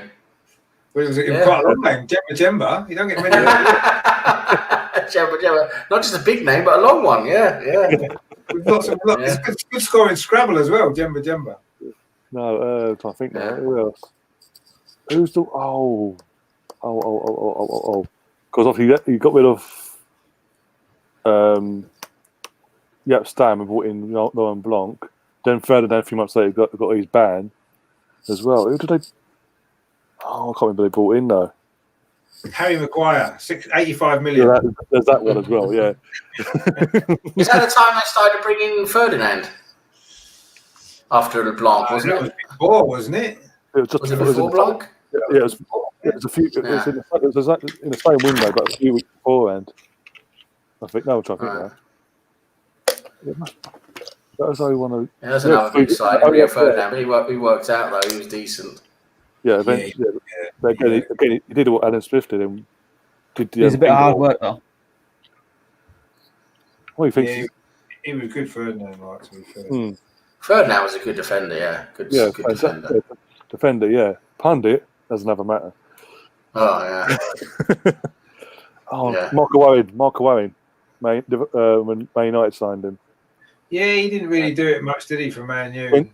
Michael Owen. But he said he just went for the money, didn't he? He didn't say that. Then, hadn't he? I think he'd given up on it. When he left Liverpool, he kind of gave up, I think. His career went downhill. Yeah. Tahib saying Quinton Fortune and I can't be that. I'm not even trying. Blomqvist, yeah. I remember it. Blomqvist was amazing for IFK Gothenburg. Didn't When he have they had that run. One of the Euro tournaments, he had a good tournament, didn't he? As well? Yeah, it was in the Champions League. They got really far in the Champions League. I think they got like to the semi-final or something like that in the Champions League. IFK Gothenburg. That was when Göran Eriksson was their manager, and they had Jesper Blomqvist and had a few other good players, Swedish players. Russ Morgan and Jonathan Porter both saying Jordi Cruyff. Oh yeah, there's the son of the great one. Yeah, bloody hell, crikey. Didn't quite live up to his father's standards, did he? Well, it's always a bit odd, isn't it? As well, knowing. Never going to do that. Are you? Never going to do that. I'm trying to think now. I'm trying to think of a few others they've had a bit of a flop. They've had more than we have, probably. Oh, of course, yeah. It's just obviously because again we're not emotionally connected. Harvard have more idea, but we're not emotionally connected to United. So I don't hear. I've never really heard many Man United fans moaning about Ferguson in the way that we moaned about Wenger for the transfer mistakes that he made. Ferguson made a lot more in terms of the money he paid for his crap players as well. At least Wenger generally, most of Wenger's crap players were cheap, weren't they? Most of them. He didn't pay all those ones that we've mentioned. He didn't pay a lot of money for any of them, did he? Really? No. So. Whereas, Ferguson paid a lot of money for a lot of them players that were terrible. Forlan was expensive. Varane paid a lot of money for them. So, and I don't remember Man United. Yes, okay, you could say Ferguson won a lot more trophies for Man United, but, I just think it's a different mentality, isn't it? Arsenal fans seem to have a mentality of, I don't know, over the top either way, really, I think. And Arsenal fan TV hasn't helped, have they, to be honest? Let's be clear. No. They've not helped the situation, have they, with the nonsense that they come out with half the time. But there you go, you see. What happened today on Sky Sports? Who does Sky Sports turn to when there's an Arsenal story? Who do they turn to first? AFTV. Twitter is full of Arsenal fans, right? Sensible Arsenal fans with great opinions, proper fans. There's hundreds and hundreds of thousands of Arsenal fans on Twitter, right? Really good people on Twitter. Where does Sky Sports go? Straight away. Whenever there's an Arsenal story, the first thing they go to is Arsenal TV all the time. Yeah. It's just in. Like, they don't even represent the club at all. They don't represent the fans. They're just a bunch of clowns, most of them. One or two are okay, to be fair, but most of them aren't. Let's be honest. But that's the first thing that Sky will do. Even BBC have had them on. Do you know what I mean? Yeah. As though they're the only Arsenal fans that exist in the world. Yeah.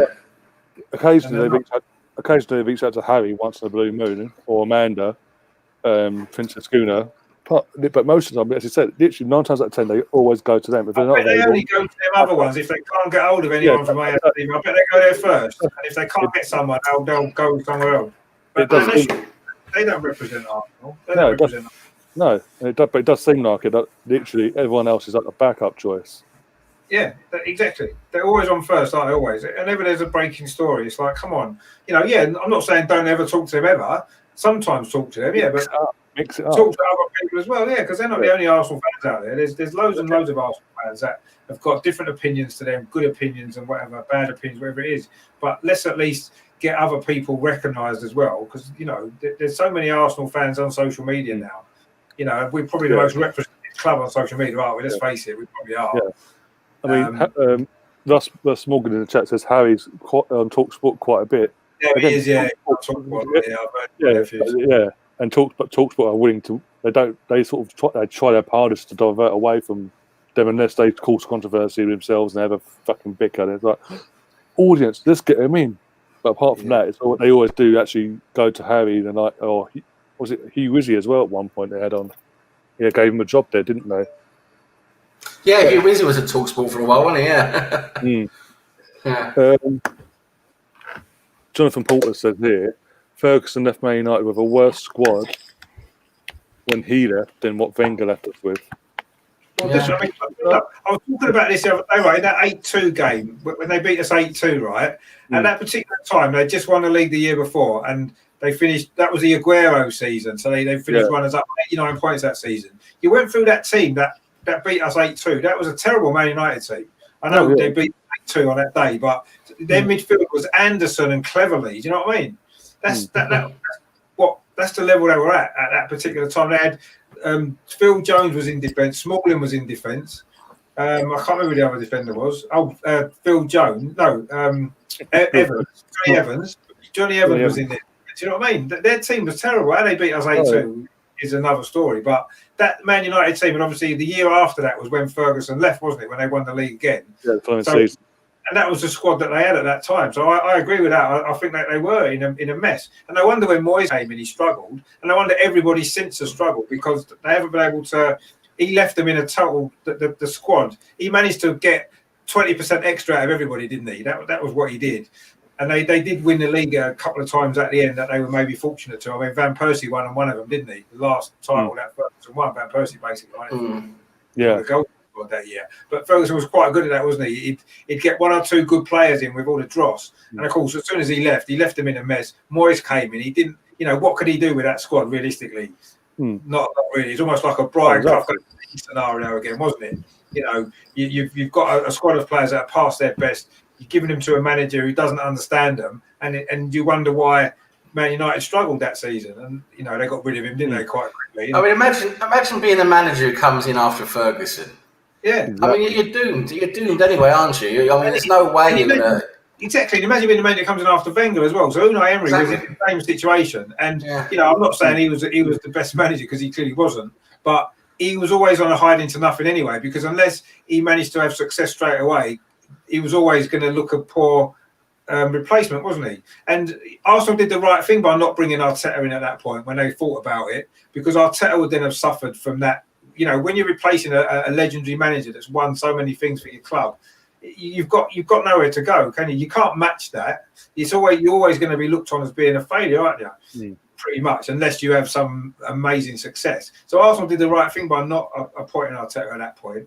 Now they've had Unai Emery as that kind of stopgap, a bit like the Bruce Rioch situation that we had.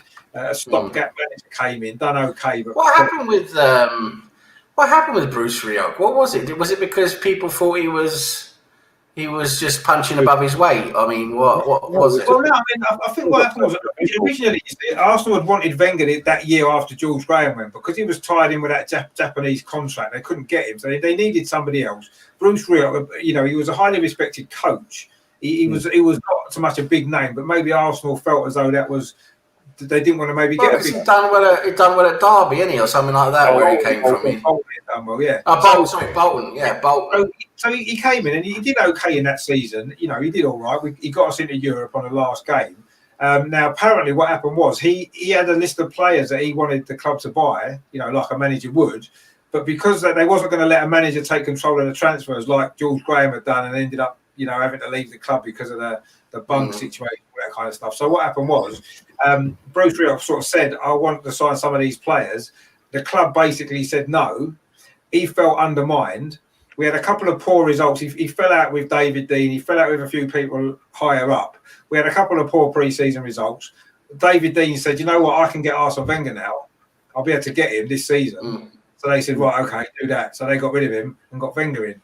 So it was unfortunate, Bruce Rioch, in a sense. He wasn't the right man for the club. I don't think there's any doubt about that. He was maybe treated a little bit harshly, perhaps, but he was never the first choice. He was just there as a stopgap to like you said, when you've got a successful manager, how do you replace him? You're going to have a stopgap manager in, aren't you? You've got to, really.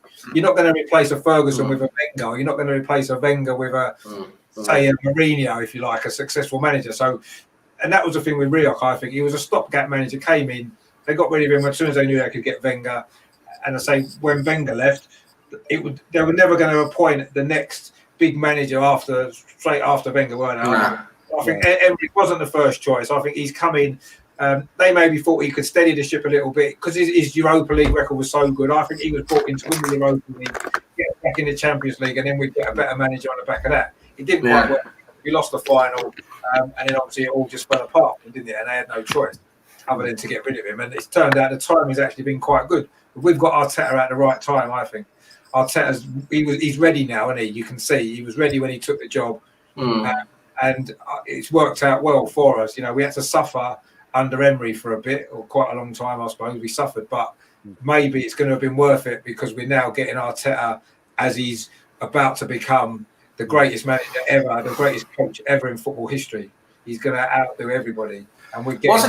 Wasn't it at the time before we hired. I think it was after George Graham when he got the sack, wasn't it? Were we linked to Cruyff? Wasn't it? Cruyff was a big name linked to us, wasn't it? No, that was before George Graham. Was it before George Graham? I thought it was after George Graham. No, it was before. It was okay. Terry Venables as well. Venables.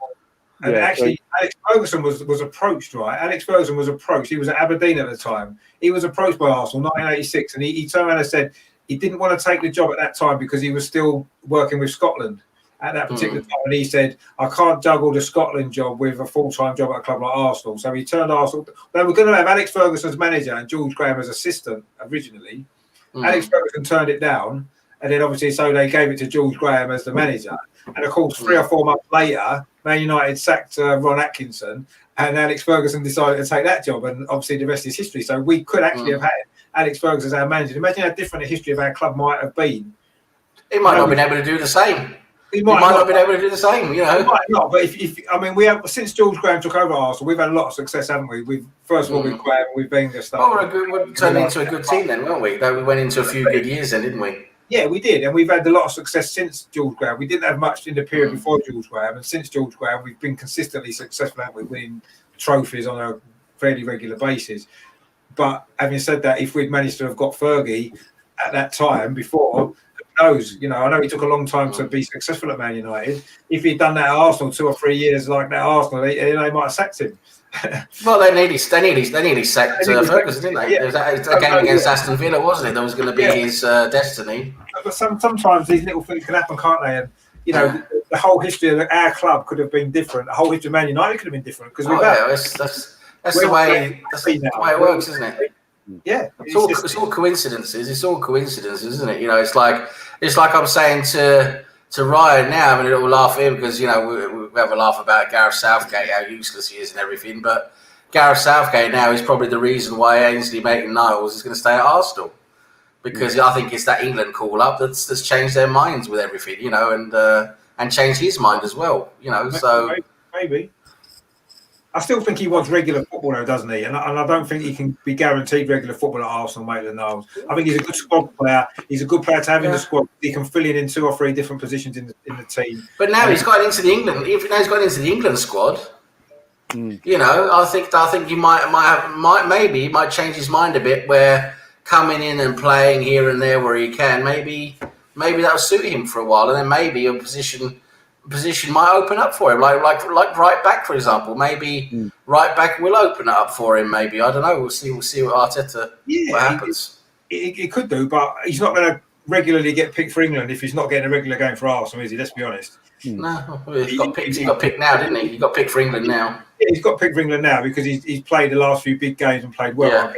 And he has played at all the other levels for England as well, hasn't he? He won the Under-20 World Cup and all that kind of stuff. So he deserves the opportunity for England. But I don't think he'll get a regular place in the England squad unless he's playing regularly for Arsenal or regularly if he leaves and goes somewhere else. I think he needs to play regular football. And in a sense, maybe in getting picked for England now, he's going to experience that. He's going to think, this is what I want in my career. I want to be an England international player.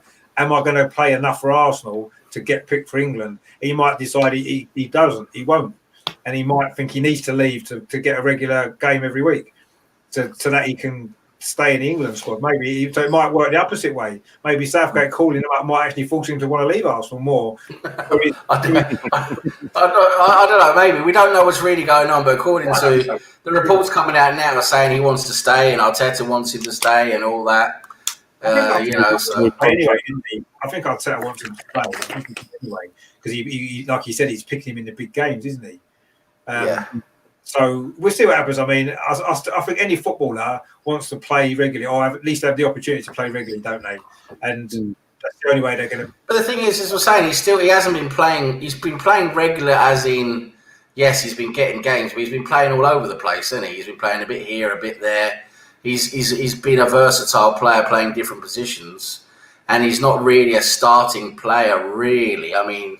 He has been lately because we've been using him for different things, and he's managed to get into the England squad, hasn't he? So I'm thinking maybe he might be happy with that if he can continue doing that. We'll see what happens. Well, yeah, I mean, I personally can't see him getting a game for England. These 2 games, he's in the squad, which is great. It's a great experience. Yeah. He deserves it. I don't think he'll probably get much minutes on the pitch, if any at all, unless there happens to be a couple of injuries, because he is so versatile, he could fill in, couldn't he? But I don't think Gareth Southgate's called him up to play him necessarily. I think he's called him up because he feels like he's a good player to have in the squad, give him experience of it, and because of his versatility, maybe. He might get games. They haven't got a left back though. You know, in the team, they haven't got a left back. They may be thinking of playing left back. Yeah, so I know his natural position, but he's done a good job there. So maybe he's called up to cover left back. Yeah, possibly. Maybe he might get a game for England left back regularly. You know, I was so surprised to see how well he's been. Some of his performances he's had have been incredible. You know, lately. I mean, like what the job he did on Mane again now in the in the Charity Shield game. You know, he bossed Mane. You know, it was brilliant. He was brilliant that game. He was brilliant in the FA Cup final. You know, a semi-final as well, was he? But in between all those games, he didn't play much, did he? Arteta's not picked him regularly. He's just picked him for 2 or 3 big high-profile games, and he's come in and done a great job. But yeah, it's like tactical, hasn't it? It's been tactical, but it's worked really well. When it comes to the average everyday league games, he's hardly picked him. All the time he's been there. So I can't understand what's going to go on. It'd be interesting to see what role, if he stays at Arsenal, what role he's going to have in the team, in the squad this season. Is he going to play regularly in most games, or is he just going to come in for certain games, like you said, for tactical reasons and do a job in certain games? And if that's the case, great. But will Maitland-Niles be happy with that, playing maybe 1 game in 6? Do you know what I mean? Yeah, I don't know. I was talking to Ryan about this last night, and it's a very interesting thing. I was listening to the Arsblog Ars Extra podcast with it's Andrew from Arsblog, and also that James from Gunnerblog, he's now a journalist for the Athletic. Yeah. And he had James on one of their recent podcasts. He had a really good point. And I just had to repeat it because I think there might be a lot of sense in it, and that is what we're seeing from Maitland-Niles now, and with Arteta, the way he's being used is maybe this is like the next development, the next level in football, where you have players now who they're so versatile. You know, you can use them in different roles now, and they can play, you know, two positions at once during a game, because he was actually playing 2 positions at once depending on the phase of play. You know, he was left central midfield, you know, supporting in midfield. At the same time, he was playing left defence, you know, and pushing back in defence as well. And being able to play those different roles, being that versatile according to the phase of play, to have that intelligence and that ability to adapt like that. You know, it's like he's like the next level of player. It's like this is the next step, maybe in the development of football, where you have players who are this versatile, who can play several roles like this. And there's something we're getting out of Maitland-Niles that Arteta has identified in him and realised. And Arteta, with the way he is being this tactical, you know, manager who adapts to the way the other teams play during the different phases of play, and, you know, hybrid tactics and everything, that sort of goes hand in hand, doesn't it? You know, you have Maitland-Niles who goes hand in hand with that adaptable tactic, you know, of who you're playing against and what type of phase of play you're playing during the game. And I think that was such an eye-opener for me, because I was thinking, wow, maybe that is what he's seeing in Maitland-Niles. He's actually got a player here, like I said to Ryan, he can essentially play across all of midfield. He can play left, central, right, and he can play left wing back, he can play right wing back, he can play left full back, and he can play right full back. I mean, that versatility there is amazing, and he can actually play like he did in the Charity Shield. He can play 2 of those roles at the same time during a game, depending on the phase of play, on the left or right. He can go in tuck in central, and he can also go out wide. You know, and it's amazing. It's amazing. That might be, you know the way football every like 10 years or so, football develops a bit, right? Changes a bit. We've had the different developments through football history with the way it's played tactically, you know, the formations and everything. Maybe this is something we're seeing now with Arteta. Maybe he's taking us to the next level, you know. So I'm just putting it out there because it was a really interesting point he made, and I thought it was really interesting to sort of, you know, to bring it forward and talk a bit about it.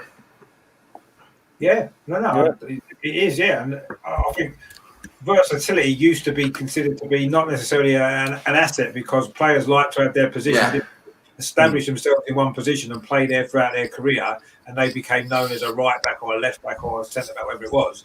But like you said, maybe now players have to be adaptable because of the different systems that play and different systems within games as well.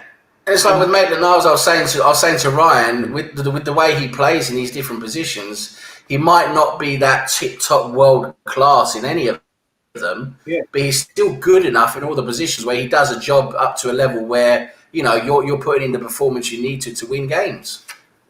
And if it's tactically, and if he can carry out the tactics in the right way, then it doesn't really necessarily matter if he's the best right back or the best left back in the world. If he can do the job he's asked to do and it fits in with a tactical system he seems to be able to do, then sometimes that's going to be more important, isn't it? And I think people maybe are hung up a little bit on maybe modern football's a bit like that, with players who can, dribble past everybody and do tricks and that make this, that, and the other, right? It's great, but ultimately you're good and bad depending on your ability to carry out the instructions of your coach and to fit in with the system of your team.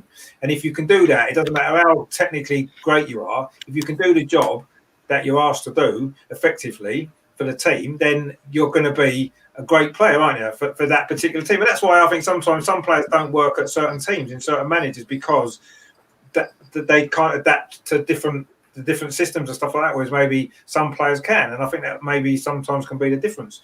And I think that is more a modern thing as well. But in a sense, maybe that's part of football anyway, isn't it? You've got to be able to adapt to different things, and the players that can adapt the best probably have the better careers ultimately. And maybe Maitland-Niles is going to be, maybe his versatility is going to benefit him, and his ability to play in certain systems and do a certain job in different systems, 3 or 4 different systems. He can fill in with the job because he understands the game rather than understanding one position. He understands the whole game, doesn't he? Exactly. Yes. A lot of players only understand their one position. You try and play Lacazette in a fullback position. He'll be all over the place because he won't understand that position because he doesn't understand the game as much. Whereas Aiden can probably play in 5 different positions adequately because he understands what's required and he's got the physicality, the physical attributes to do it as well because he's fit, he's up and down, he's quick, he's got pace. He understands the game. He reads the game well. He can tackle. He can do everything. Just like you said, probably nothing outstanding. He's just very good at a lot of different things, isn't he? Yeah, that's maybe great. He's going to be a modern footballer, which is great. I mean, I still might have a chance. Oh yeah. I was wrapping things up now. Getting on, and I'm shattered. I've got gym in the morning, so that's what I know. Obviously, you've got work because you've got work to do in college and things like that. So, Richard, where can people find you as well? Yeah, I've got a new channel over and over and over again, which I've just recently been working on, looking at, obviously the current stuff that's going on at Arsenal, as well as some more kind of stuff from the old days, really, some player profiles on players that used to play for the club, some old matches that we've had in history. I did a profile on the 8-2 defeat of Man United just because it was the anniversary of it the other day, which had a mixed response, shall we say. But it was quite a significant moment in the club's history just because I think from that point, things changed and we moved forward. And obviously we started winning trophies soon after that and stuff like that. So, but it's just all different stuff like that, really. Just some history of the club, and as well as I say, all the stuff that's going on, the transfers and stuff. I've got a live show on Thursday, which is I'll be speaking to Tom Watt, who used to be in EastEnders, Lofty in EastEnders, big Arsenal fan. He's wrote a few books about Arsenal as well, so I'm quite looking forward to that. Having a good chat to him, and finding out what's the latest crack in EastEnders as well. So that'd be good. Yeah, I'll watch that. Yeah, I hope so. It's Thursday at 7:00. So if anyone's around, want to watch that, that'd be great on my channel. So I'm looking forward to that actually, just because he's a nice guy as well, isn't he? And he's been on quite a few things chatting about Arsenal. So we'll have a good chat about Arsenal and about a few other things as well. So let's stick on Thursday. So look out for that if you can. That'd be great. Yeah. And Harvey, what about yourself? Where can people find you? You can find me on United Daily Transfer News, but mainly I'm on the Missing Arsenal podcast right now. Obviously, thanks for having me on again. You can find me on Twitter at Harvey DTN News. I'd just like to say one thing. 1 minute. Sorry. That's the one thing in the doorknobs. What good timing that was. You could have planned it better, really. Brilliant. One thing. Bielsa. Yeah, I'm surprised that you'd wear that Arsenal shirt after the destruction that happened in that shirt. When I did my video on it, I wore this shirt as well because it's a momentous shirt, really. It's a momentous day, and I think it's the most amount of goals I've ever seen live in a game. So, in 90 minutes, that is. So, I've got to be honest with you, I wanted Man United to score 10 that day because it had never been done in the Premier League before. I think 9's the record, isn't it, for a Premier League game? Yeah. We were 7-2 down about 10 minutes ago. I'm thinking, just score 3 goals. Doesn't matter. We've lost this game. It doesn't matter. Just score 3 more, make it 10. At least it'll be a bit of history. But, we have to settle for 8.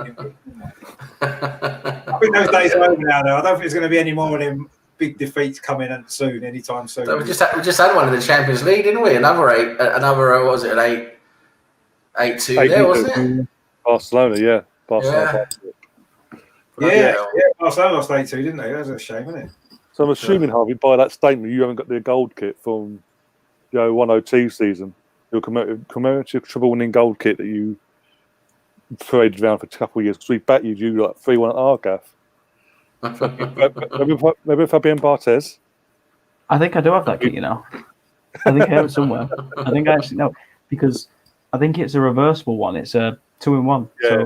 Yeah, I've got it. Yeah, I've got it. I've got that kit as well. Oh, Barthez, well, I remember him. Oh, Barthez, old slaphead. I remember when he passed the ball twice to Thierry Henry, didn't he? He thought he was playing for France. He just gave him a goal, and then another one. Yeah. You've watched the celebration as well. Oddly sort of looks back in like... Yeah, I know, yeah. But at the same time, yes. About 10 minutes later, Barthez tries to fucking take on Leon one-on-one. And I'm like, okay. That was unbelievable. And that was that season. There was a lot of speculation over Ferguson back then because obviously he was in the last year of his contract. It looks like he was going to retire back then. And I think because how poorly United had dropped their standard that season, he thought, fuck off, I ain't going out like this. Bang. Yeah. And obviously Glazer's been the Glazers. He sort of hang on for a few more years after that. But yeah, don't think United fans will complain about that, obviously, because they went on to do what they did in the end. Obviously, Sam, what about yourself? Where can people find you? Yeah, I've got a channel called Sam Greenwood TV. I haven't been very active there lately, but I'll see if I can do a few more things going forward now. I normally do a bit of Arsenal chat about current affairs and quizzes now and again. I'm spending most of my time now on the other podcasts, like yours and Blind Gooners and that. Yeah, so it's been fun, and thanks again for having me on. But I've got a show coming up. Haven't planned it yet, but I'll let everyone know when I plan it with this nutcase in the chat here called Adam is Football with Brownie. I'm going to have an interview with him because he's got a long, colourful history with Cardiff as a supporter, loads of different stuff, and also he's been on the inside of the club with the management as well, and he has a lot of history with some of the transfers as well, including the Ramsey transfer to Arsenal. So he's got some interesting information there, what went on behind the scenes there between us and Manchester United, etc. So we're going to have an interesting talk about that within the next couple of weeks, I hope. I'll let everyone know when that happens. That'll be a good one. And thanks again for having me on. It's been good as always. And onwards and upwards, isn't it? With the Arsenal, we're starting to look a bit more positive now, aren't we? So let's keep it going. Yeah, I'm getting used to it. Slightly getting used to the positivity after 16 years. It's like, can we be more positive? Can we? Are we even allowed? Is it actually allowed as Arsenal fans? Are we allowed? Yeah, it's legally allowed. Yeah, how dare you? How dare you be positive? I think my channel might get shut down if I carry on being too positive. If Arsenal obviously confirm Aubameyang, we all know, sign the guy from Lyon, or pronounce his name, and sign Partey into the window, I'll never be negative ever again. I'll never be negative. that would be brilliant, wouldn't it? I'm not even joking, right? If we sign them 2 midfield players, I would not be surprised if we won the Premier League this season. I wouldn't be surprised. That's big words. I'm just saying I wouldn't be I'm not saying we're going to. I just said I wouldn't be surprised if we did. Leicester won it the other year, didn't they? I think Man City are in decline quite clearly because we've got the brains behind their setup. So they're in decline. Liverpool won't be as strong again next season because you can't maintain that level that they've been at. You just can't. And they was averaging the Community Shield against us, weren't they? Even though they'd prepared for longer. So, no one else. I'm not worried about anybody else. I think we'll finish above everybody else anyway. Worst finish for us this season, third. I think worst. I mean, Jonathan says here, if you're positive, your class is deluded. I mean, at the moment we are, aren't we? That's true. That is definitely true. The thing is, as an Arsenal fan, actual Arsenal fans, seeing how our club is going in the right direction for once, we can't really complain. We can't, because the clubs are doing everything we've asked them to do. Finally, oh god, get that shirt off. That's not something you see every day, is it? It's allegiance. I just wear a Stoke City shirt. You just don't see it very often, do you? Lounging around the Championship level. They barely survived that. No, I was saying. So all these TV broadcasters are suddenly going to see a lot of Arsenal, not just my channel, like Harry's channel, Mike, Craig, and the judges on the same old Arsenal USA as well. All these times, all of a sudden to be ultra positive about Arsenal. They'll be thinking, "Hang on, AFTV, you're meant to represent Arsenal. Why aren't they being negative like you?" No, but you see, what the media will do is they'll want that negativity instead. They won't want a positive view of Arsenal because they never had. Even when Arsenal was invincible, they still didn't look on us particularly positively. No, they would rather get AFTV on to be negative about us being brilliant, which would be quite funny actually when that's the case. It'll make them look even more stupid. Oh, of course, and then literally it would be the downfall then when it comes to what's left of the Arsenal fans that are still backing them. I don't know. I think they've got such a big following still. Yeah, people have got different opinions at the end of the day, right? And there's enough room out there for lots of different opinions on Arsenal. The only thing that I find a little bit strange is the fact that they're considered to be the voice of Arsenal fans when they're clearly not. They're a small voice of a small number of Arsenal fans. When you think about how many followers they've got, Arsenal fans in the world outnumber them probably 5 million to 1, right? They're not the voice of Arsenal fans. They're a very small number of Arsenal voices, and that just needs the media and Sky and the BBC and everyone like that needs to understand that they're very small. They're a very small percentage of they don't hold the views of most Arsenal fans. Probably nobody does. Everyone's got their own views at the end of the day. Some people don't think Aubameyang's particularly good. That's the way.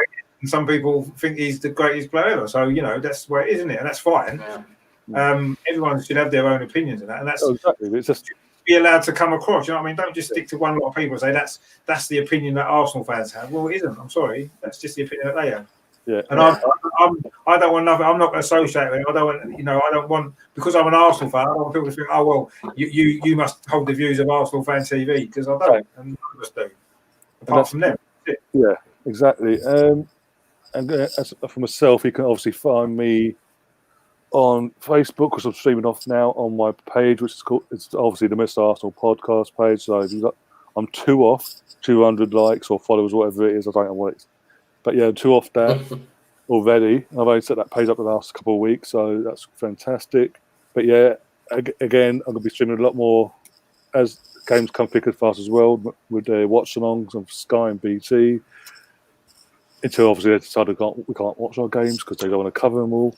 But basically, then after going up streams, we'll find a way. We'll find a way. We always find a way. We're Arsenal fans, the most devoted fans in the world. Let's be honest. And yeah, of course, I've been all the watch-alongs, reviews, previews on that as well as on here on the Mr. Arsenal YouTube channel. And again, I'm currently 90 away. I'm just going to double check now. Load up. Yeah, currently still 90 away from 500. And as I said last night, if between now and 12:29 on the 12th of August, not 12th of August, 12th of September, when we play Fulham away, if I reach 500 there, it's stable, and it doesn't dip out beforehand, I will do something as a reward to you first 500 people that have subscribed to my channel in terms of one in 500 chance of winning something. Basically, I'll figure it out near the time, but yeah. Stoke shirt. Yeah, that's a good thing. Yeah, win Harvey Stoke shirt. We'll all want to enter that, won't we? Just that we can burn it. We can ceremoniously burn it and the campfire. Burning the Stoke. And if you're supposed to be wearing it at the time, even better. What's wrong with Stoke? Well, what's right with them? There's a lot wrong with Stoke, I tell you. Yeah. Just before we go off, have you ever seen that thing on Paddy Power that they did? There's a little video clip where basically, it's basically mocking Stoke fans, basically, and this guy's trying to sell a ticket on Facebook because he can't go to the game and all that. This random guy pops up. It turns out later on in the night he's an Arsenal fan. He's like, I wanted to be there and see your team perish and get relegated and choking and salty tears and things like that. I was like, they absolutely hate Arsenal Stoke, don't they? They hate Arsenal so much. I don't even really know why. They just do. I've been there a few times. It's a horrible place. There's a horrible bunch of fans, most of them. It's horrible on away day, really. Yeah. Plus, we generally lose there as well, or we did. Yeah, bloody Shawcross. Anyway, I'm glad they've got relegated, and I never want them to get promoted again. So there you go. Yeah. And we're back now. Yeah. Well, if they ain't coming back, no way. Don't be silly. Wash your mouth out. Let's hope not. It's clubs like Wigan, right, go bust. Bolton go bust. Nice little clubs, and Stoke survive. Well, that's not fair, is it? Where's the God when you need one? Get rid of Stoke. Make them now. Make them lose their ground. Come on, you must be able to make it happen. Loads of other teams are struggling because of this COVID stuff. Why can't Stoke suffer a little bit more than everybody else? That's just only fair. They made everybody else suffer for years when I was in the Premier League with their crap football. Yeah. Their crap fans and their crap stadium. And they make you wait in a car park for 2 hours after the game to get a buck. Tony Pulis. What a manager. You can't be trusted to walk back to the station on your own, make your own way back because you'll probably get murdered. So they make sure you have to wait for the bus to take you back to the station afterwards. So you sit around in a car park for 4 hours, pissing down with rain, freezing cold, and you're stuck there because they won't let you out. You literally have to get on the buses. There's no other way out because they won't let you walk around Stoke on your own without being on a bus because it's not safe. And that just sums them up really. So the sooner Stoke get booted out of the league, the better it'll all be. There you go. Yeah, they had Kenwyn Jones. He was a great striker. Oh God. He was a bit of a talent, to be honest, wasn't he? At once, he was a bit of a talent, then he disappeared. Yeah, he thought I'm out of here. I'm going to Sunderland or Southampton, or wherever it was, and then he went to Cardiff. Jonathan, chat about Robbie Williams. I'm sure Robbie Williams supports Port Vale, doesn't he? Not Port Vale. Yeah, he's Port Vale. Port Vale boy. That's bad. I went there in the FA Cup once when we beat him on penalties. That was a laugh. Yeah. Oh yeah. Oh, here we go. Here's one of them. Look. Yeah. I think if we get Partey, then we have Ozil's back to his best. Oh my God, no! I'm not even finishing that sentence. Nah, he's gone. He's gone next season. Anyway, but yeah, as I said, follow me on Facebook. As I said, Mr. Arsenal Podcast Facebook page. Follow me on that. Again, I'll be streaming off both things. And any Arsenal news that comes up, I'll break on there as well as soon as it happens. Also, you can find me on Twitter at Mr. Arsenal 89. And again, about a few hours before I go live, I always announce my shows, what time, who's on, and this, that, and the other. And generally, when there's nothing on, I've ripped a shirt at Tottenham recently in the last few days. And my phone's been burning up like you wouldn't believe, especially with salty Chelsea fans. Especially, the irony, I dig out Tottenham, and you get Chelsea fans joining on the attack of Arsenal fans. Like, actually, talking about Tottenham, can I just say that documentary, All or Nothing, is absolutely. Yeah, I'm watching it. I'm watching it. Yeah. I watched the first 2 episodes. It's literally the best thing I've seen on TV for years. It's absolutely brilliant. It's good to see how it works behind the scenes, isn't it? Absolutely love it. It goes to show there's a lot more going on behind the scenes than you think. Yeah. At the end of the day, you can see him in the morning. I've actually seen Jose Mourinho being a human for the first time ever. I've never liked him. but he's kind of warming to me a little bit. I know he's still at sweat and all that, but it's a really good program actually, and it's far better than the Man City one. I have to say that. And the Sunderland one that was on before and all that. It's the best one that's been on.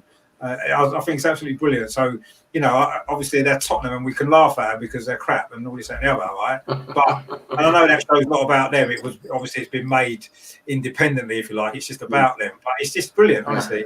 If you haven't watched it, start watching it, everyone, because it is. And the problem is funny because of how crap they are. It makes it even funnier. You know, the Man City one was crap because they won the treble that year, and you don't want to see that, do you?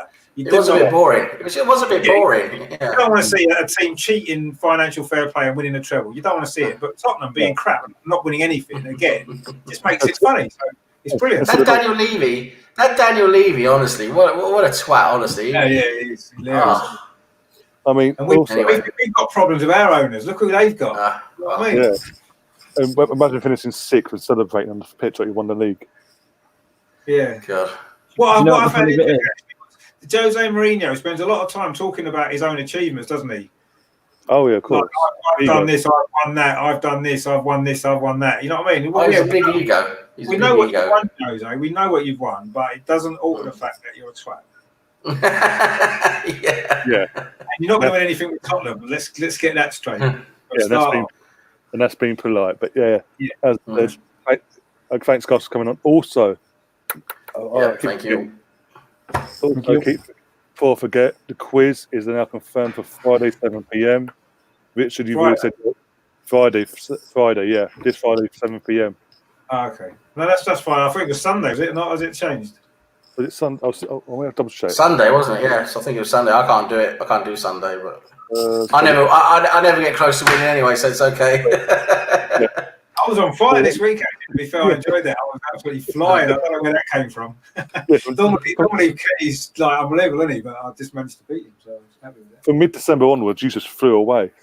I don't know how. It's just they just seem to fall for me. The questions, I think, they just come into my head. I just said what come into my head, and it worked. Oh yeah, so probably. So it was either going to be Wednesday or Friday. It's actually can't be done this week on that. So it's going to be on Sunday evening at the normal time, 7 p.m. Richard, you've always said you're going to be able to do that. Yeah, I can do Sunday. Yeah. Again, like I said before, when I've got the full lineup, I'll be announcing that on Sunday lunchtime. So when everyone's having their Sunday roast or whatever they have on a Sunday, that's when I'll be announcing it. And I think Kenny Kennan, the judges and all that want to do it, but it's all obviously just confirming this, that, and the other. Same with just Harvey. Would you be interested as a neutral? Obviously, then because basically the question, it's basically what the process is. I don't know if you've watched it fully. Is that you have a non-Arsenal, who am I? Basically, a player's non-Arsenal related completely. From that, it could be anyone from present or past or whatever. And then the next question will be an Arsenal one, and so on. Is that format basically? And if you guess correctly the first clue, you get 5 points and things like that. But it's basically testing your general knowledge, basically, of your player's history. So I could do that. Yeah. Also, when are you free this week to do the show you wanted to do with me on reviewing the away kits, Premier League away kits? I can do it tomorrow afternoon, but I can't do it I can do it before 6 because I need to go to football at 6. But I can do it. I don't know about Thursday because I'm at college. All right. Okay. Yeah, let me know. Yeah, just let me know when you're available, and I'll sort of the panel and all that. Yeah, we'll get it all together then. And so we'll be reviewing, including Arsenal's away kit, if you can call it that. Marble, or what Sam calls it as. The Rwandan genocide. That's what I call it. It's better than that folk kit, though. I mean, come on, purple. What colour is it? Is it purple or is it purple or what is it? What, this? Yeah, purple. Yeah. But again, thanks guys for coming on, and until I'm assuming probably tomorrow by the looks of it. Until then, enjoy the rest of your evening and obviously tomorrow. And again, as always, up the Arsenal. Up the Arsenal. Go on, Gary. Up the